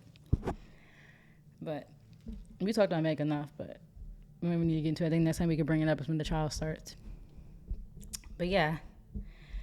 So next, we only have like 3 more topics left. I'm going to leave this one for last since it might be the longest. But we could talk about Elon real quick. You know, obviously he officially got Twitter. And he's imposing an $8 fee, monthly fee for get the verified check. And people are mad. And yeah, I mean, I don't get why people are not mad, because my whole thing is like, you don't have to have the check, you know, but people's whole thing is, oh, but you need the check because people need to know who you are, and I shouldn't have to pay for that. And obviously he got in a fight with AOC, like, you know, she was arguing with him, and now she feels like she's being like shadow banned or whatever, you know, like she feels like her Twitter might be manipulated. Do you think that's possible? Because apparently he's been suspending people off the platform who, like, somebody, it was like some comedian, I forgot her name. She's like an older white lady with red hair. You know her name? I don't know if she's a comedian, but she's a talk show host. Somebody, I think her name starts with a K. Kathy? Yeah, Kathy something. Apparently she's like banned from the platform now because I think she like changed her display name to Elon Musk and it had a check mark. So she was tweeting something, people thought it was actually him tweeting. So people feel like he's just being heavy-handed now with the block suspend. So, I mean, it's possible that he could have manipulated AOC's Twitter, right? Mm-hmm. But, so, I mean, I wrote here, first of all, I don't care about no verified check. Like, if I had one, would I pay to keep it? No. I mean, maybe I would. But I also feel like I looked at Twitter as 10K, and I also feel like a lot of people don't realize that Twitter is not profitable. It's a social media site. Like, where do people think these social media sites are making money? You know, the only way they really are making money is from advertising and stuff. So it's like, what's the solution? You know, like nobody could give a solution. Like, what do you want Twitter to do then? Because if the company continues to decline, you know, with income and not really make money, eventually they might have to shut it down. You know, so it's like, would people prefer that? Like, what, you know, no one can ever give valuable advice on what they think he should do instead. And in their mindset is, oh, he's already a billionaire. Why he need more money? Like, I think people are really dumb. Like, you think that money is just going to go into his pocket, right? Like, the $8. Like, no, it's going into Twitter's account, the business account, their, you know, Twitter's money and their assets and stuff. So, like, what do people expect, right? Mm-hmm. Like, I feel like that's kind of one of the best things, because somebody mentioned too, like, all social media sites have a premium type of subscription, like in Snapchat. I think they have Snapchat premium type of like subscription. YouTube, you know, you could pay a monthly fee for more access to things. I'm not sure if Instagram has anything, I don't think, but I think Facebook, I don't know if Facebook does, but Facebook has ads. Yeah. Okay. Yeah. But I'm talking about like Oh, I'm talking sorry. about Yeah, premium. subscription. Yeah. Right. I think Reddit does. Right. Doesn't like Mm. a lot of sites have like special access. If you want like to skip ads or stuff like that. So I'm like, this is not a far fetched thing. Like, what do people want these sites to I do? wish Twitter would just get deleted. Honestly, and then like no, and then that would make all right. This is what you wanted. So many complaints and it's gone now. Someone else make it right. And he What's that TikTok? Get somebody else to do it. Yeah. Someone else can make a TikTok. I mean, Twitter. he also didn't buy it. Like I don't. It's like a weird.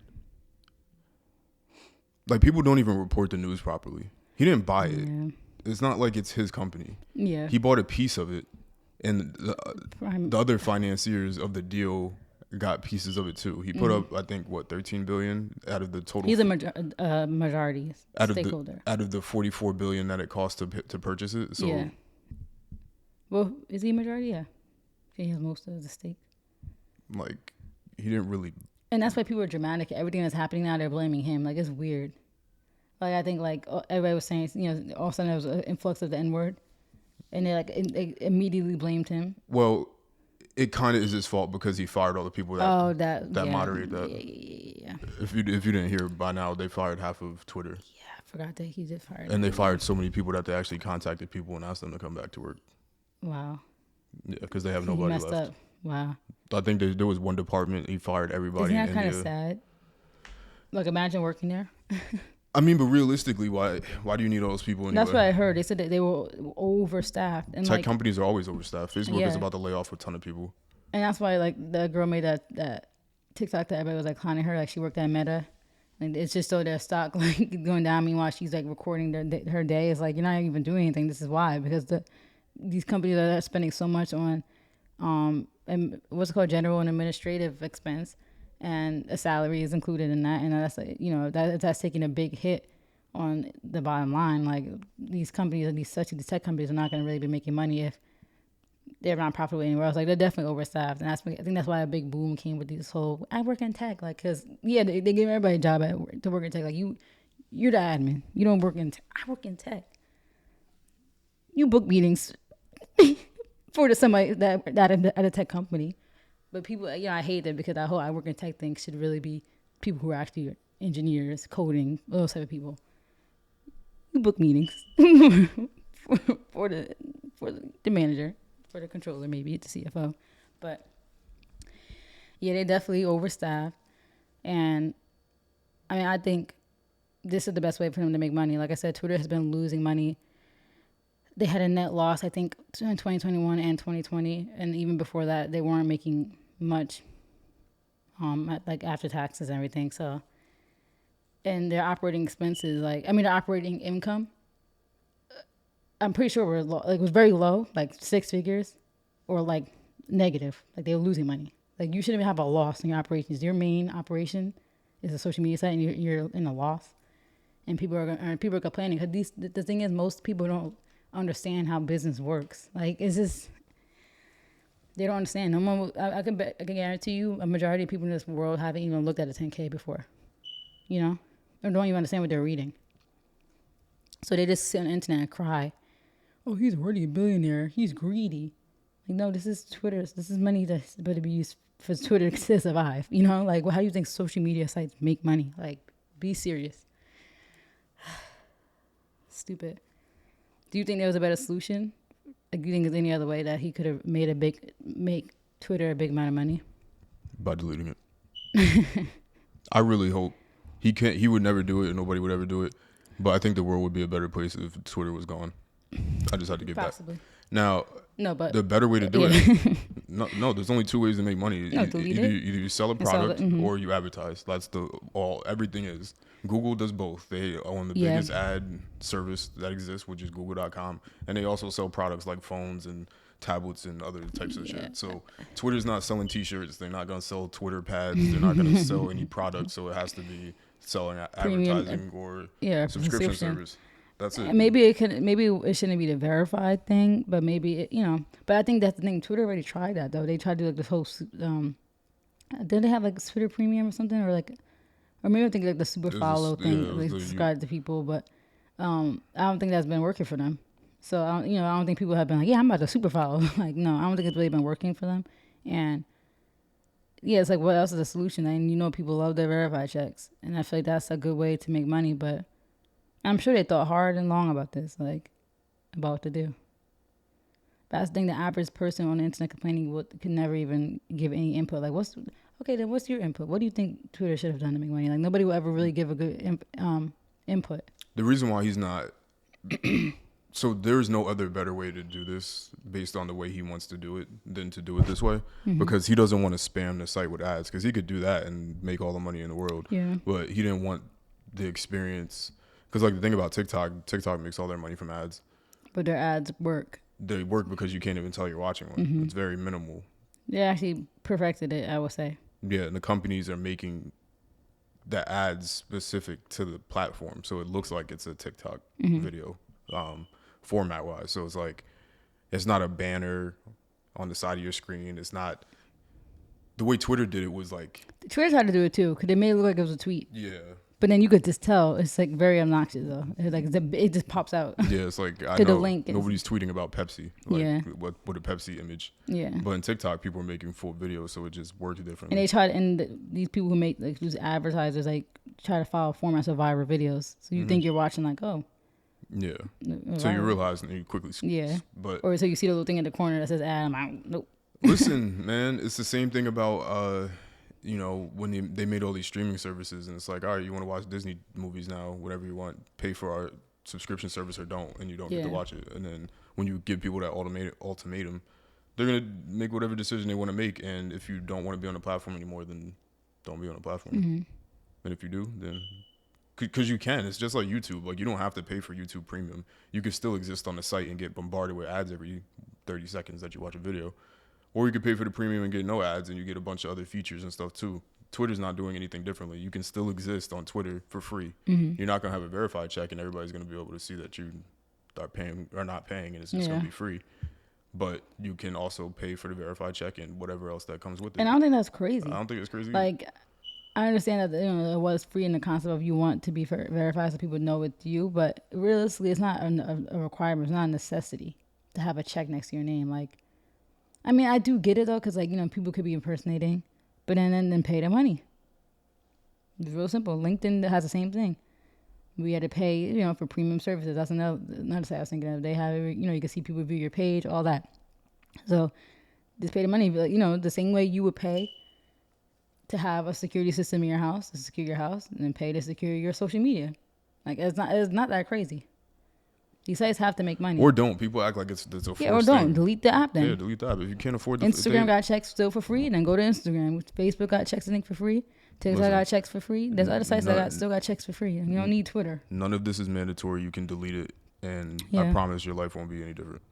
Yeah, people just want to complain about something and cry, and it's just like. Especially when you're not being forced. He's not saying all users now. Yeah. This is going to be a subscription based. And that's the funny part. People don't even got checks that are crying about. I'm like, you ain't even got a check. Like, you had 200 followers. Like, nobody. Well, what he was saying is that when you pay, everybody would. Okay, everybody would get a check. Did we confirm that? Because I haven't seen that.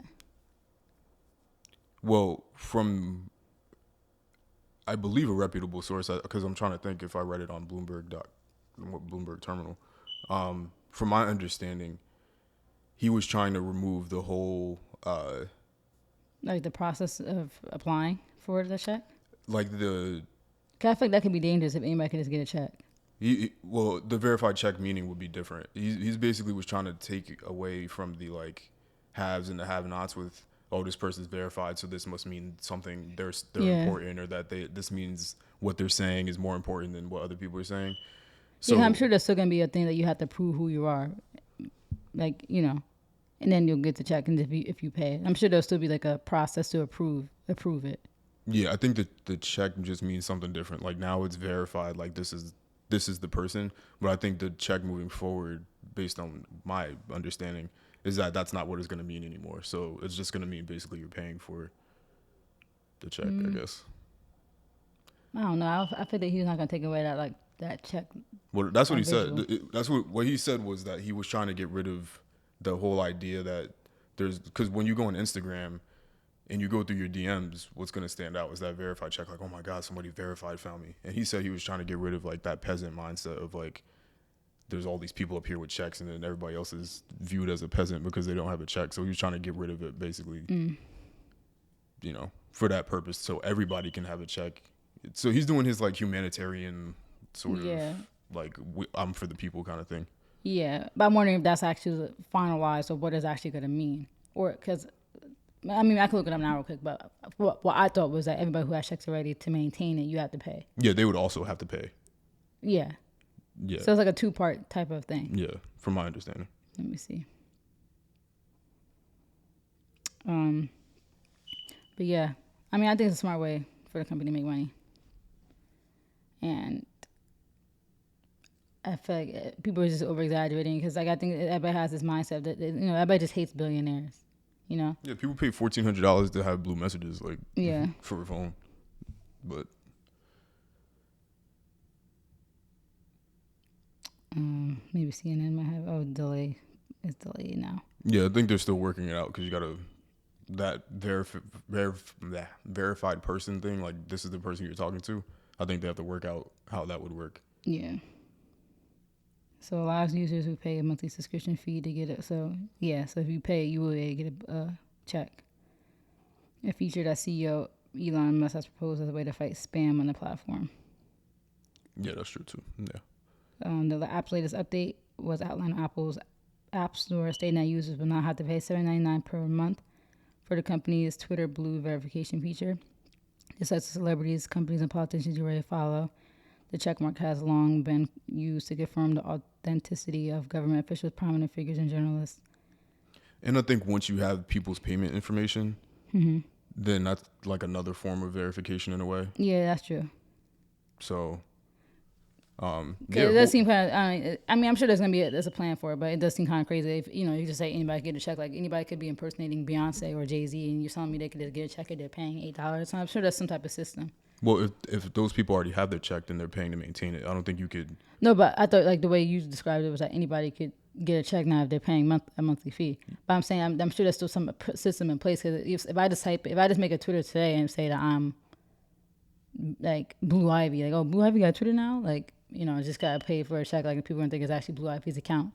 I feel like there's probably some type of process, but it makes me wonder because, like, my name on Twitter is not Malika Sparks, so it's like, how am I gonna confirm that it's me? The same way other people with the same names confirm that it's them. You just have a slightly different ad name. Yeah, but celebrities, when they confirm that it's them, their name is usually their name.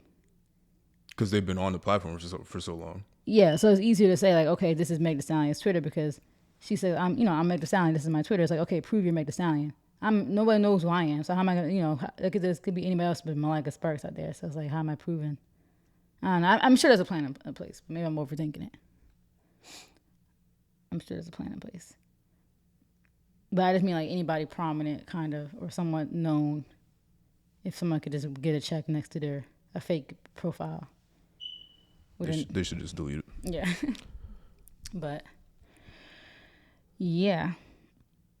I was going to say something before. Oh, yeah, I was saying that's a good segue before we get to that last topic. But I was saying how is people being so outraged about this because they just hate billionaires. And that's why it kind of leads to the next topic where people hate Rihanna now. And I literally saw a tweet that said that, like, billionaires aren't good people. And then the next part of the tweet was like, and Rihanna's a billionaire. It's like, so you should know, she, like, that's probably why, because people were mad. The main reason that this tweet was stemmed from is because her side ex Fenty, I think the show is tomorrow, actually. Johnny Depp is, I don't know if he's not walking in the show, but he's like a part of it in some way. And people are mad. Like, now they think she's not a good person. That's why they're like, oh, billionaires aren't good people. Like, what you guys need to don't forget that. Like, it's just because Rihanna, she is a billionaire, and billionaires inherently, they're just not, none of them are good people. So first of all, it's like, so I'm not a good person because I was able to get money. Like, and you couldn't. It's just crazy. But I hate the whole billionaire hating thing. It's so weird. Like, you could disagree with society even allowing people to become billionaires, but you contribute to that every single day. Like, you buying these people's stuff. Like, you brought us that. She probably, like, maybe not her specifically, but people who like that tweet probably support Rihanna all the time, brought her music, buy her makeup, buy her perfume, but you hate that she's a billionaire now, then you should never contribute to it. You should never give her $1 of your money, right? Like, you made her a billionaire, dummy.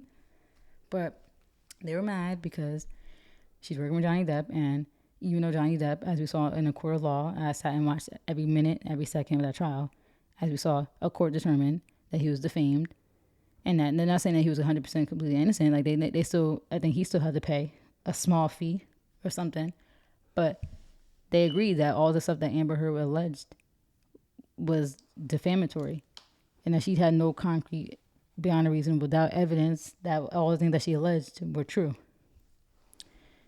And based off his testimony, in my opinion, he was a victim. I think there was mutual abuse there. I think they both did stupid stuff to each other, but based off just things that he was talking about, like, he literally lost a finger. are we being for real right now? And people still don't want, like, women have this men can't be victims mentality. So they literally are just, they want her to be a victim so bad, and don't believe that he could be, as a man, could be a victim. Even though we saw the trial, you know, the mental health doctors said who she is. Like, they evaluated her. Like, so it's like crazy. Like, I'm like, and you know, they're like, oh, Rihanna's a victim herself, and I can't believe she's standing by and abuse her. I'm like, Johnny Depp's a victim. Like that's like, it's so crazy. Like, women are actually, in my opinion, like, a lot of women are very evil. Like, for you to sit here and if you watch that trial, you can't tell me that he wasn't a victim. You know. I'm happy that Rihanna stood by it too, because, you know, with all the stuff going on with everybody backing down from stuff and being yes men to society. I'm happy that Rihanna didn't back down, you know, didn't remove whatever part he's in. I don't think Rihanna cares. Like, I think we've seen that Rihanna does not care. Like, she's gonna do whatever she wants to do, you know. So, but yeah, I mean, that's not really like a long in-depth topic, but it's just crazy, right? Like, people are just weird. Like, the A, just saying that all billionaires are bad people, and B, not believing that Johnny Depp's a victim. Yeah, it's definitely not true that all billionaires are bad people, which is kind of, I mean, that's obvious. Like, you can't make general statements like that about people. But also, not everybody that's a billionaire is also an entertainer. Like, people know 2 billionaires. They know Elon Musk and they know Jeff Bezos. Yeah. And then whatever entertainers that are billionaires. So, like, Rihanna, Jay-Z. People don't really know. Like, there's a pretty lengthy list of billionaires that exist in the world. Exactly. And some of those people are, like, super extreme liberal. Like, and they're very huge philanthropists. Yeah, like, extremely. Jeff Bezos' wife gave away mad money. She gave away tens of millions. Like, people are just so, like... Or billions. I forget how much. She gave away a lot. She gave away a significant billions, amount. I think, for sure.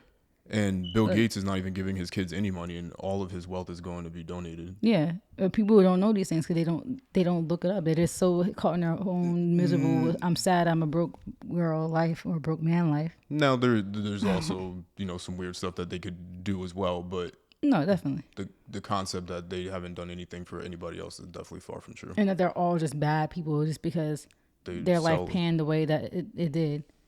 It's just, he's a bad person because he sold books. And then it turned into this empire. That's what it is. Their whole argument is, oh, you can't become rich without what's the word? Exploiting people, exploiting labor. It's like underpaying people. You can't become rich without stepping on people's backs. Nah, the concept that because people wouldn't take the job then. Like, yeah, like if you were getting underpaid for anything, especially in America. Like Amazon, I heard that some of their conditions are questionable, but they pay decent from what I heard. In other countries, maybe. But here in America, there's so many jobs available that like, if you take a job personally in America that's underpaying you, you're just an idiot, because there's so many jobs out here that exist in the country. Yeah. And logically, I would not every factory is some like desolate. Yeah, the job sucks. Whipping people, yeah. Nobody wants to be in a truck throwing boxes at ringing people's doorbells. Nobody wants to do that. Yeah, the job sucks, but that doesn't mean that you're underpaid. The job you're doing is simple. Yeah. You're driving a truck around, you scan a box, and you drop it on. And truck drivers, I heard, we getting paid decent too. like, and you drop it on somebody's porch. It's just everybody wants to be rich, and they realize not in the society, not everybody's going to be rich. And sorry, I'm not paying you $200,000 to drop off packages. Like it's just you're insane. you're getting paid to do a service. Like, and these people who are up where they're up where they're because they put in the work that the average person isn't putting in. And that's when people have this debate. Oh, fast food workers work harder than a 9 to 5. I'm like, are you serious? You telling me that you putting food in a bag is more hard than somebody who's literally calculating like financial statement line items for a major company that if you do anything wrong, your whole company could collapse. like you're telling me your job is more taxing than that? Just because I'm not staying on my feet for as long as you are, doesn't mean my brain's not about to explode. Like, it's like such a slap in the face that you're trying to say a low skill job is so taxing on you, and we're the real hard workers of society. Like, you guys couldn't step you couldn't put your foot in the what was it saying? Like, walking. Yeah, I'm tired. Put a foot in the shoe. You guys couldn't walk. You couldn't put a foot in the shoe and the walk a mile. Stop, babe. I'm tired. Yeah, the shoe on the foot. Stop. Couldn't put your toe in the boot. You guys couldn't walk a mile. Not even a mile. Walk a foot. in the shoe. In the shoes of some of these people who make the money that they make. Even people like us. We're not rich, but we still make a decent amount more than a lot of people in this country. But you guys wouldn't even been able to survive a day in the life of what we do or a day in the life of what we did to get here, you know? People go to school all the time and drop out.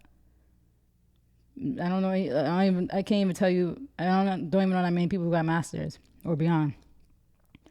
But then you're going to complain why you're in the situation that you're in. Like, these people who are billionaires didn't work extra harder than the average person.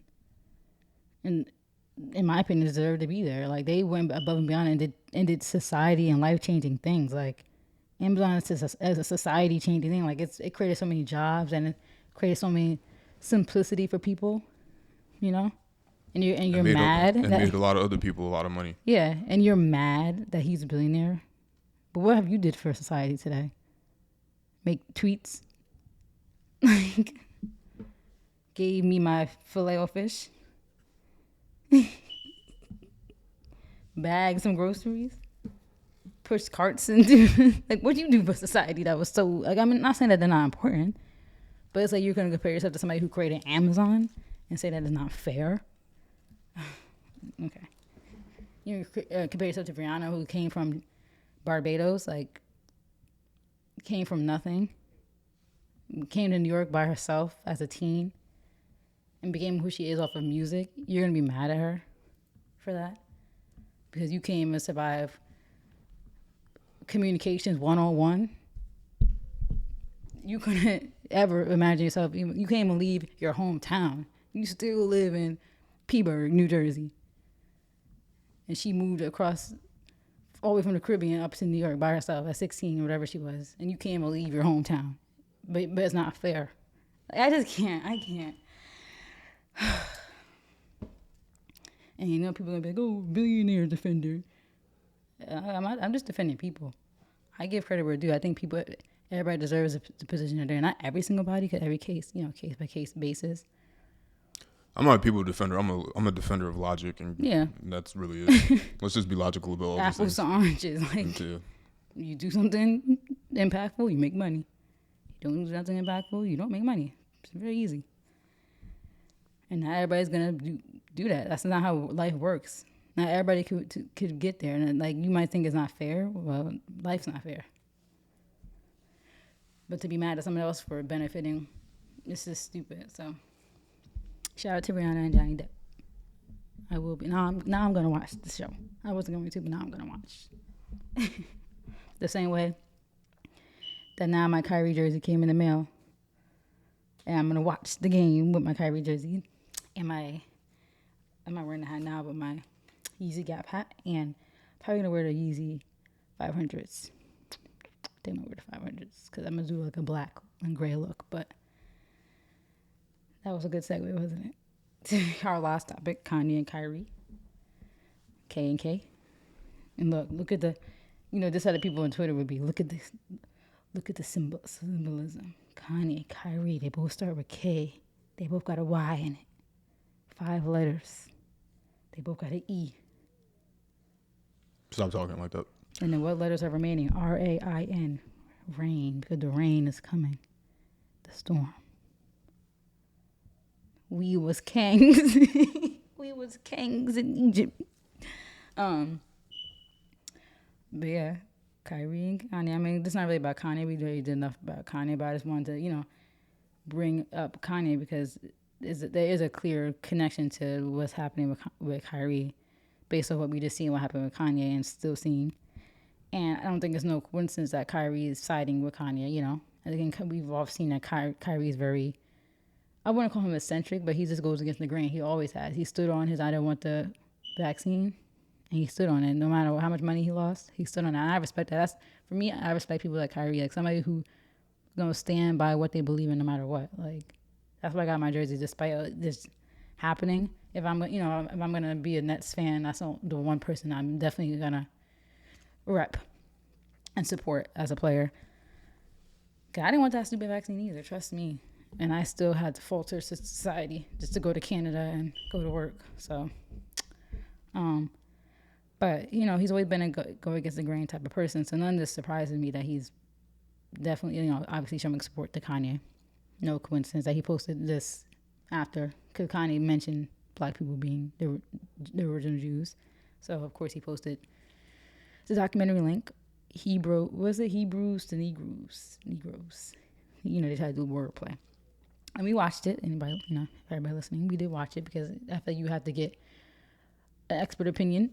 I mean, I think if you're going to give your opinion on something, you should do some research. So we try to do our research here. And I did pay the $15 to watch it.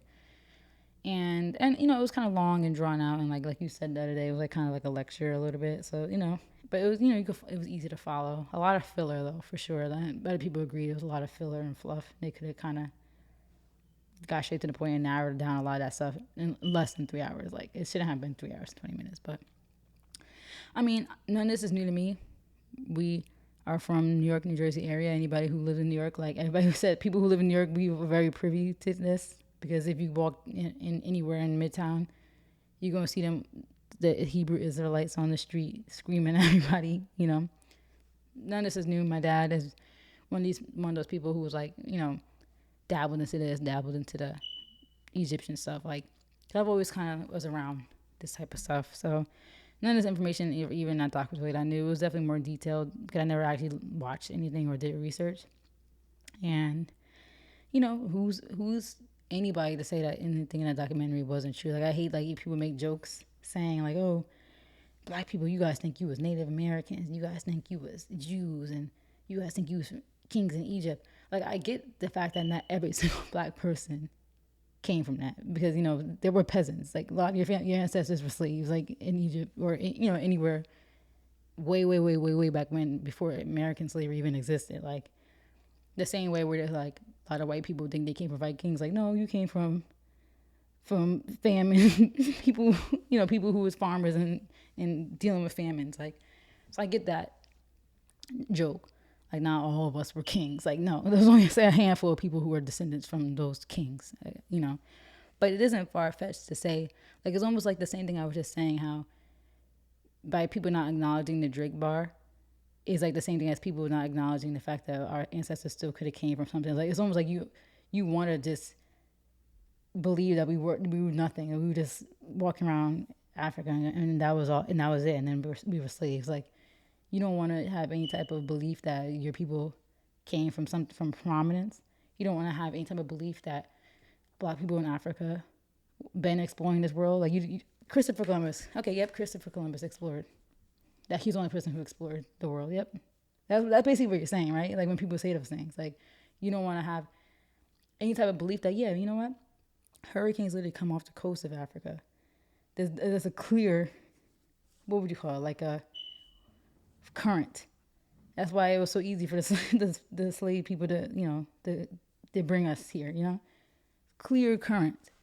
So you don't want to believe that any of your or our ancestors or anybody in Africa in that huge continent didn't get on a boat and find this area and was here long before slavery, Like, yes, there were Native Americans that we know today that the typical Native American. Yeah, they were here, but who's to say that we wasn't among them, living among them, This is crazy. And who's to say that we weren't? That some of our people in other parts of Africa didn't go towards the area where all this stories of Jewish and Hebrew stuff came from.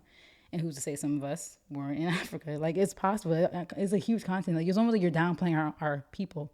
Like, that's what what the word diaspora means. We were everywhere, So, yeah, some of us may have been linked to being Jewish, being those original people. Some of us might have been in Egypt, and some of us might have been here, It's not far-fetched. But, you say those things, and, oh, Hotep, you a Hotep, you crazy. Okay. Nobody ever wants to think. It's just everything got to be jokes for us, Our community, everything got to be jokes and downplaying us, like. But I say all that to say, the documentary was interesting. I feel like people should watch these things before being so quick to judge. It's like the same way everybody coming at Kanye and nobody sat and watched any of his interviews. He had 3 2-hour long, multiple interviews that were 3 2 hours long, If you didn't sit and watch all of them or didn't watch past interviews, anything, you shouldn't really speak on it. You're speaking on sound bites. Like, you look ignorant, Same way you're speaking on somebody posting a tweet and an Instagram story without even watching it and taking sound bites about speculation about what, what's in the documentary. But, yeah, after he posted the tweet and the Instagram story, we saw in real time what happened. Joe, whatever his name, spoke out. The owner of the Nets. Oh, it's bigger than basketball. Like, I condemn this, Then you had all prominent players starting to speak out. Shaq. What's the other one? The bald one. Charles Barkley. Yeah.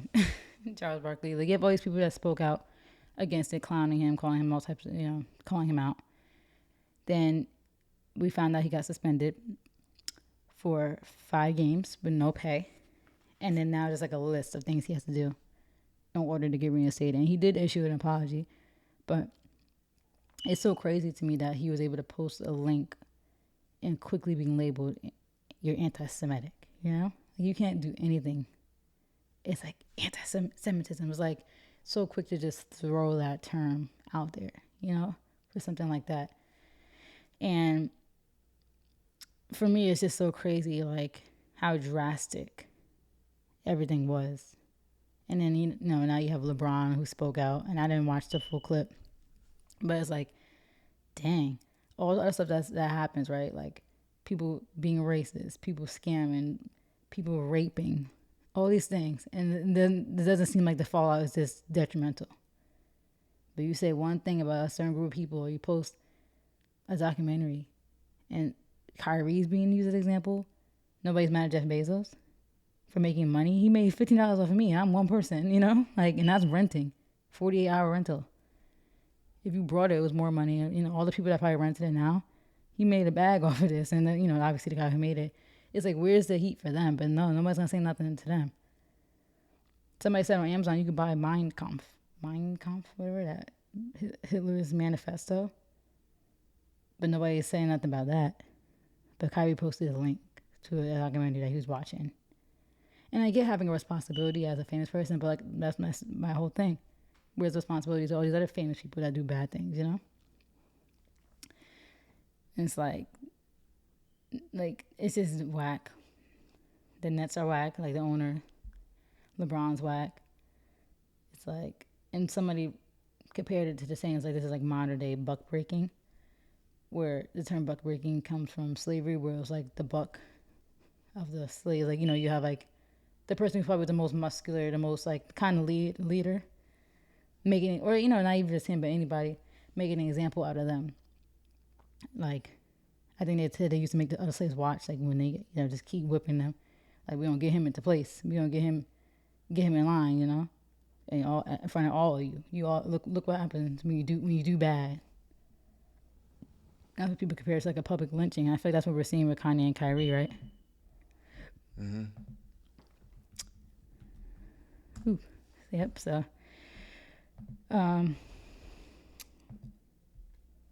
it's crazy. Also, wait, oh, you don't like it. You click that one. But it's like it's crazy to see like this happening in real time, and it's like, dang. I feel like this should be waking up a lot of people's eyes into like what's going on, you know. And it's like some people are a lot. I mean, I feel like a lot of people are seeing it, but a lot of people aren't seeing it. A lot of people are like, oh well, if he didn't say nothing or didn't do nothing, none of this would be happening, you know. But it's like that's such a lame cop out, in my opinion. Yeah. Yeah. So what do you think? I know you kind of like annoyed by this because that's why you're like, dang, you know, I don't even want to go to the game anymore. Okay, so I'll make this quick. So Yeah, my bad. I low key like ramble, but I feel like I had to give some context to people who might not be privy, because not everybody's privy to everything. Because some people didn't even know this was going on. They're like, what happened with Kyrie? Like, I'm like, oh, people are not really aware. So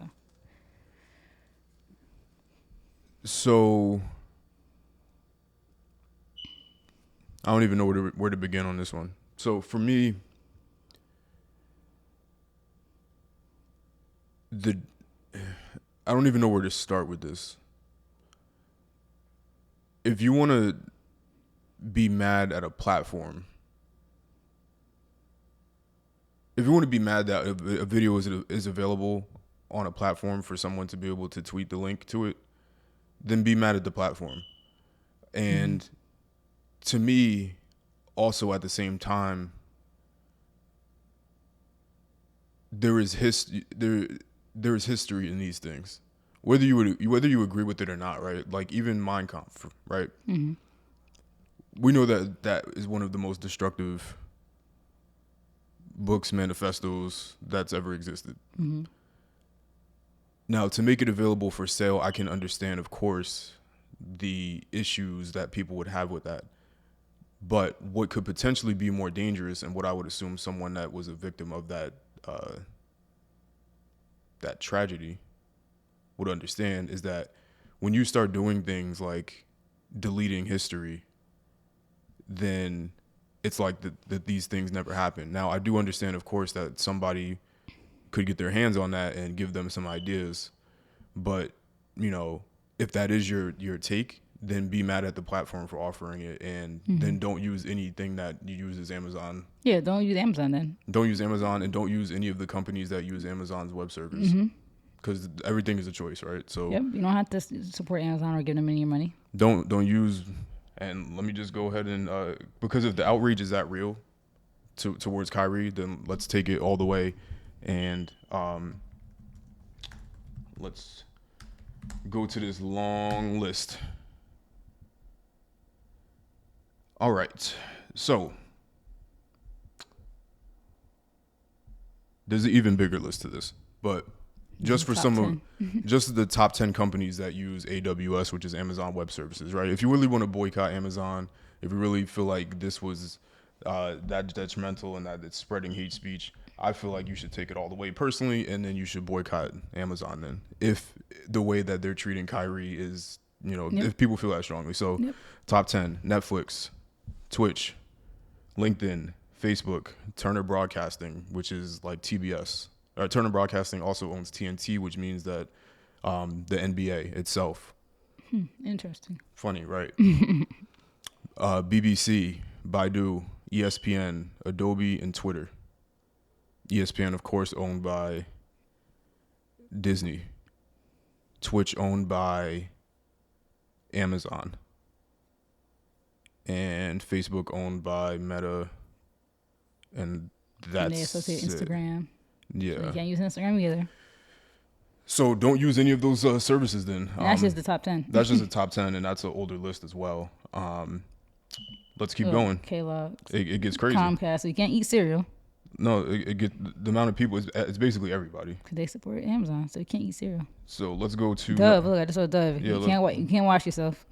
Let's work backwards. And this is Dollar not Tree soap. This is not me being condescending either. Just being consistent. Yeah, let's just be consistent. GE. Guess you can't have no electricity. Whatever. They want me to keep clicking on a bunch of different things, but just some random ones: General Electric, Johnson & Johnson, Sony. Yeah, Sony TV. Disney, like we said, so you can't go to Disney, bro. Oh, Unilever. Yep, Unilever, Pfizer, Oh, your vax. yeah, your vax. Yep. Oh, well, shit. I mean, Sorry.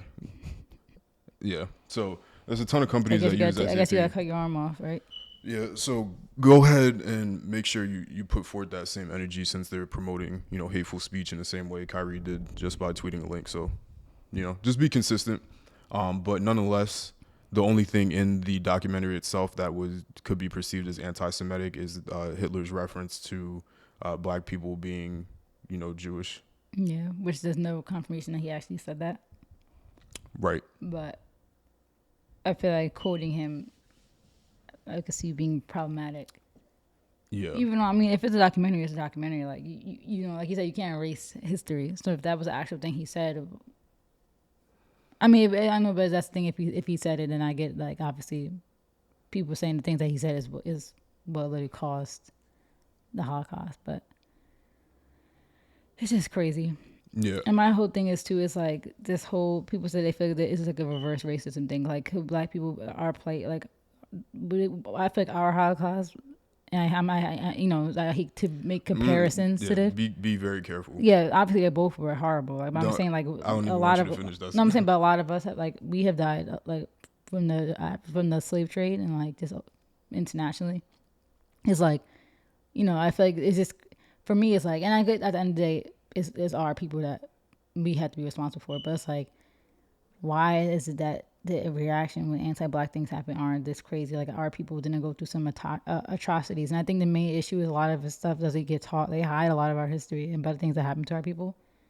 That's why a lot of people don't even know the term buck breaking. They didn't even know what that means. I don't know what it means until Tariq Nasheed, I found out who he was and he talked about it. But that was like a real thing. And, like, them raping the slaves. So it's like so much stuff happens to our people, and it's crazy. And I get, like, it's our responsibility, but we don't have this perceived power, and that's our issue. A lot of black people aren't in positions to cancel people. All right, I'm going to be really pointed for the rest of the time I'm going to talk about this. So if that's people's issue, people felt like it was anti-Semitic, cancel Kyrie, cancel Amazon. I don't care. You cancel everybody that uses Amazon. Yeah. Or tell them to stop using it. Yeah, me personally, I don't care. Do whatever you're going to do. I can't tell people what they should and shouldn't be offended by. Yeah. And if you are offended, then be offended. Yeah. Right? But it's just be consistent. Yeah, be consistent. And give it energy equally to everybody. Right. Be mad at Amazon. Boycott Jeff Bezos. Petition for them to take it down. I haven't seen it. Me neither.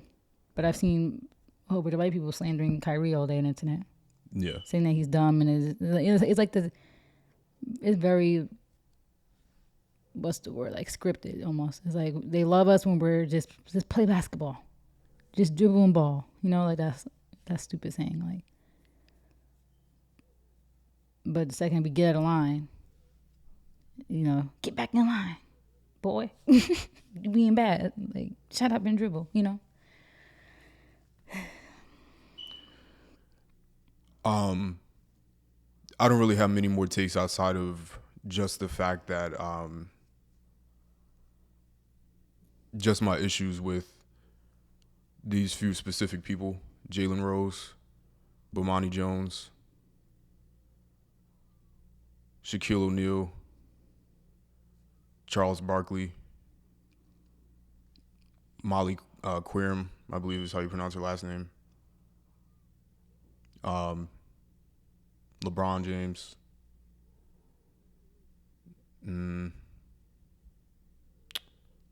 that's all I can think of off the top of my head. I have issues with all of these people. I'll name each one specifically. We can group all of the black people together, with the exception of Molly, obviously.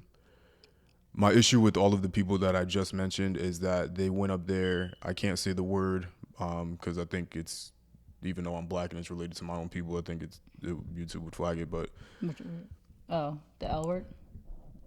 Nah, they were being a certain type of animal that comes out at night. Ew. And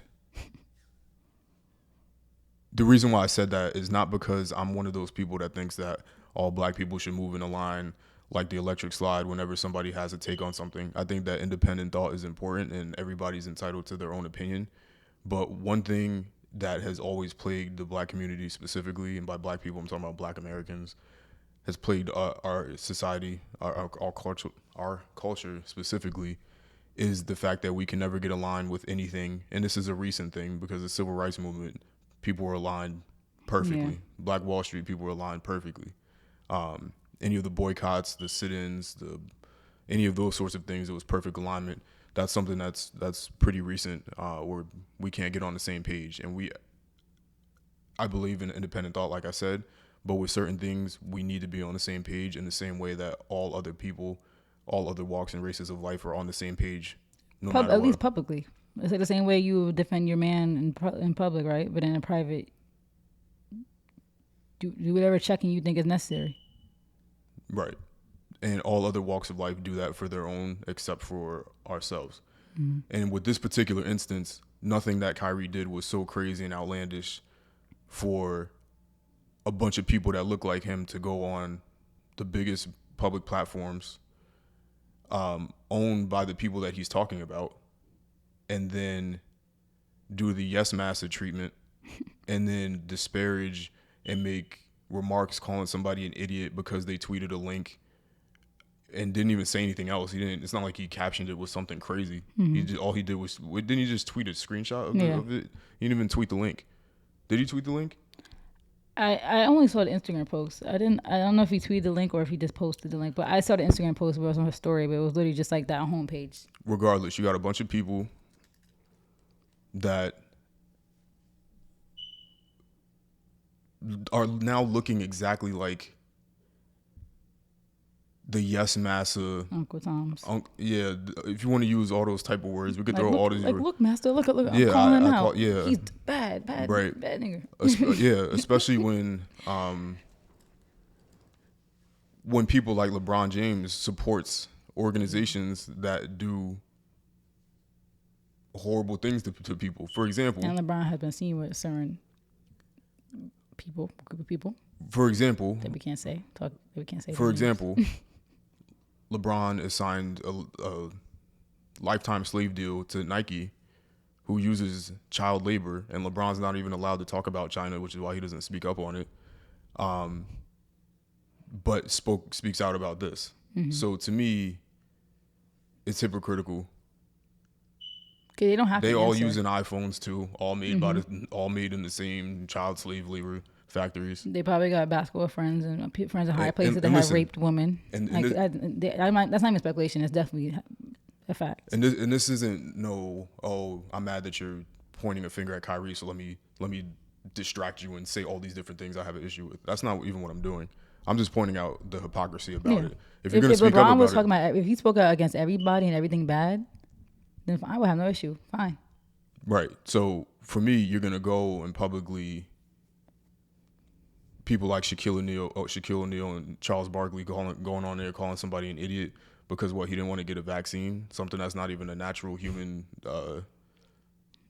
interact. Because it's his body, his choice. It's not a natural human bodily process to have a surgical needle put into you. Yeah, why is it a requirement for life that you have to do these things, but these things didn't even exist? So because he said no to that, and because he tweeted a picture of a documentary, now he's an idiot. It's crazy. You guys are the idiots. You guys are the ones that are just literally like sheep living in this society, thinking that everything thrown at you. Yep, science. Yep, vaccine. Yep.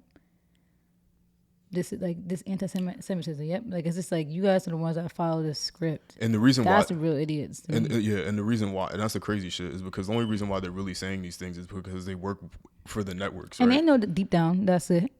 But maybe they don't. Maybe they don't. But then they just pander into it. And I don't know what's worse. Yeah. So that was my issue with all of them. I just saw a bunch of black men that look like Kyrie go on TV and coon it up, and when you don't have to say anything, right? If you want people comment. If you want people to shut up and dribble, then let them shut up and dribble and just talk about basketball. When a reporter's asking a question, just have them talk about basketball. ESPN, I hate that this became so what's the word? Politics, whatever. ESPN, when you're up there and you have your analyst up there, talk about basketball then, right? Sports Center is ESPN, whoever it is, TNT, Fox, I don't care, NBC, anybody that has, if you want people to just keep their political takes to themselves, then only ask questions about what happened on that play. Ask about what happened on that 3-point attempt. Like, I feel like with the Kyrie thing, couldn't they simply just be like, well, Kyrie suspended for 5 games and then just move on? And always be like, oh, what's your opinion? Or you don't even have to say why. You say, well, Kyrie's currently out 5 games, and then move on to the next thing. Like, why are we making this into politics? Like, that's what people say. They're like, a lot of people are actually over the NBA. They're tired of it. They're like, what? Like, everybody's talking about the election and this and that. And I get these people have a platform, but it's like, if they want to use their platform outside the game or online, let them do that. But why be asking questions at a press conference? Yeah, the Black Lives Matter all over the court thing. Yeah, weirdo very shit. Weird, yeah. Like, I don't get it. But all those black people that I named acted like clowns on the internet. Y'all look dumb to me. And they look dumb to a lot of people, which is good. Usually people be like siding with him. But I was in LeBron's comments, like any tweet that he's tweeted or said on Instagram, you look at the comments, like people are calling him out. Like, yeah, especially because that's supposed to be your man, and you see what he's going through, and you're gonna kick him while he's down. You could say no comment, just like you say no comment about. I bet you would be a no comment if I asked him about child slave labor in the Nike apparel. Yeah. I bet you would be a no comment then. Or like when he got up and being sassy with his little suitcase. Right. Why not get up like that? And the thing about me is I'm not going to ever say I look up to any of these people because I don't know them. But they are great and have been great at what they do the best, and that's play basketball. But for me, that's all it ever is. LeBron, best player, NBA player ever in history, in my opinion. Mm-hmm.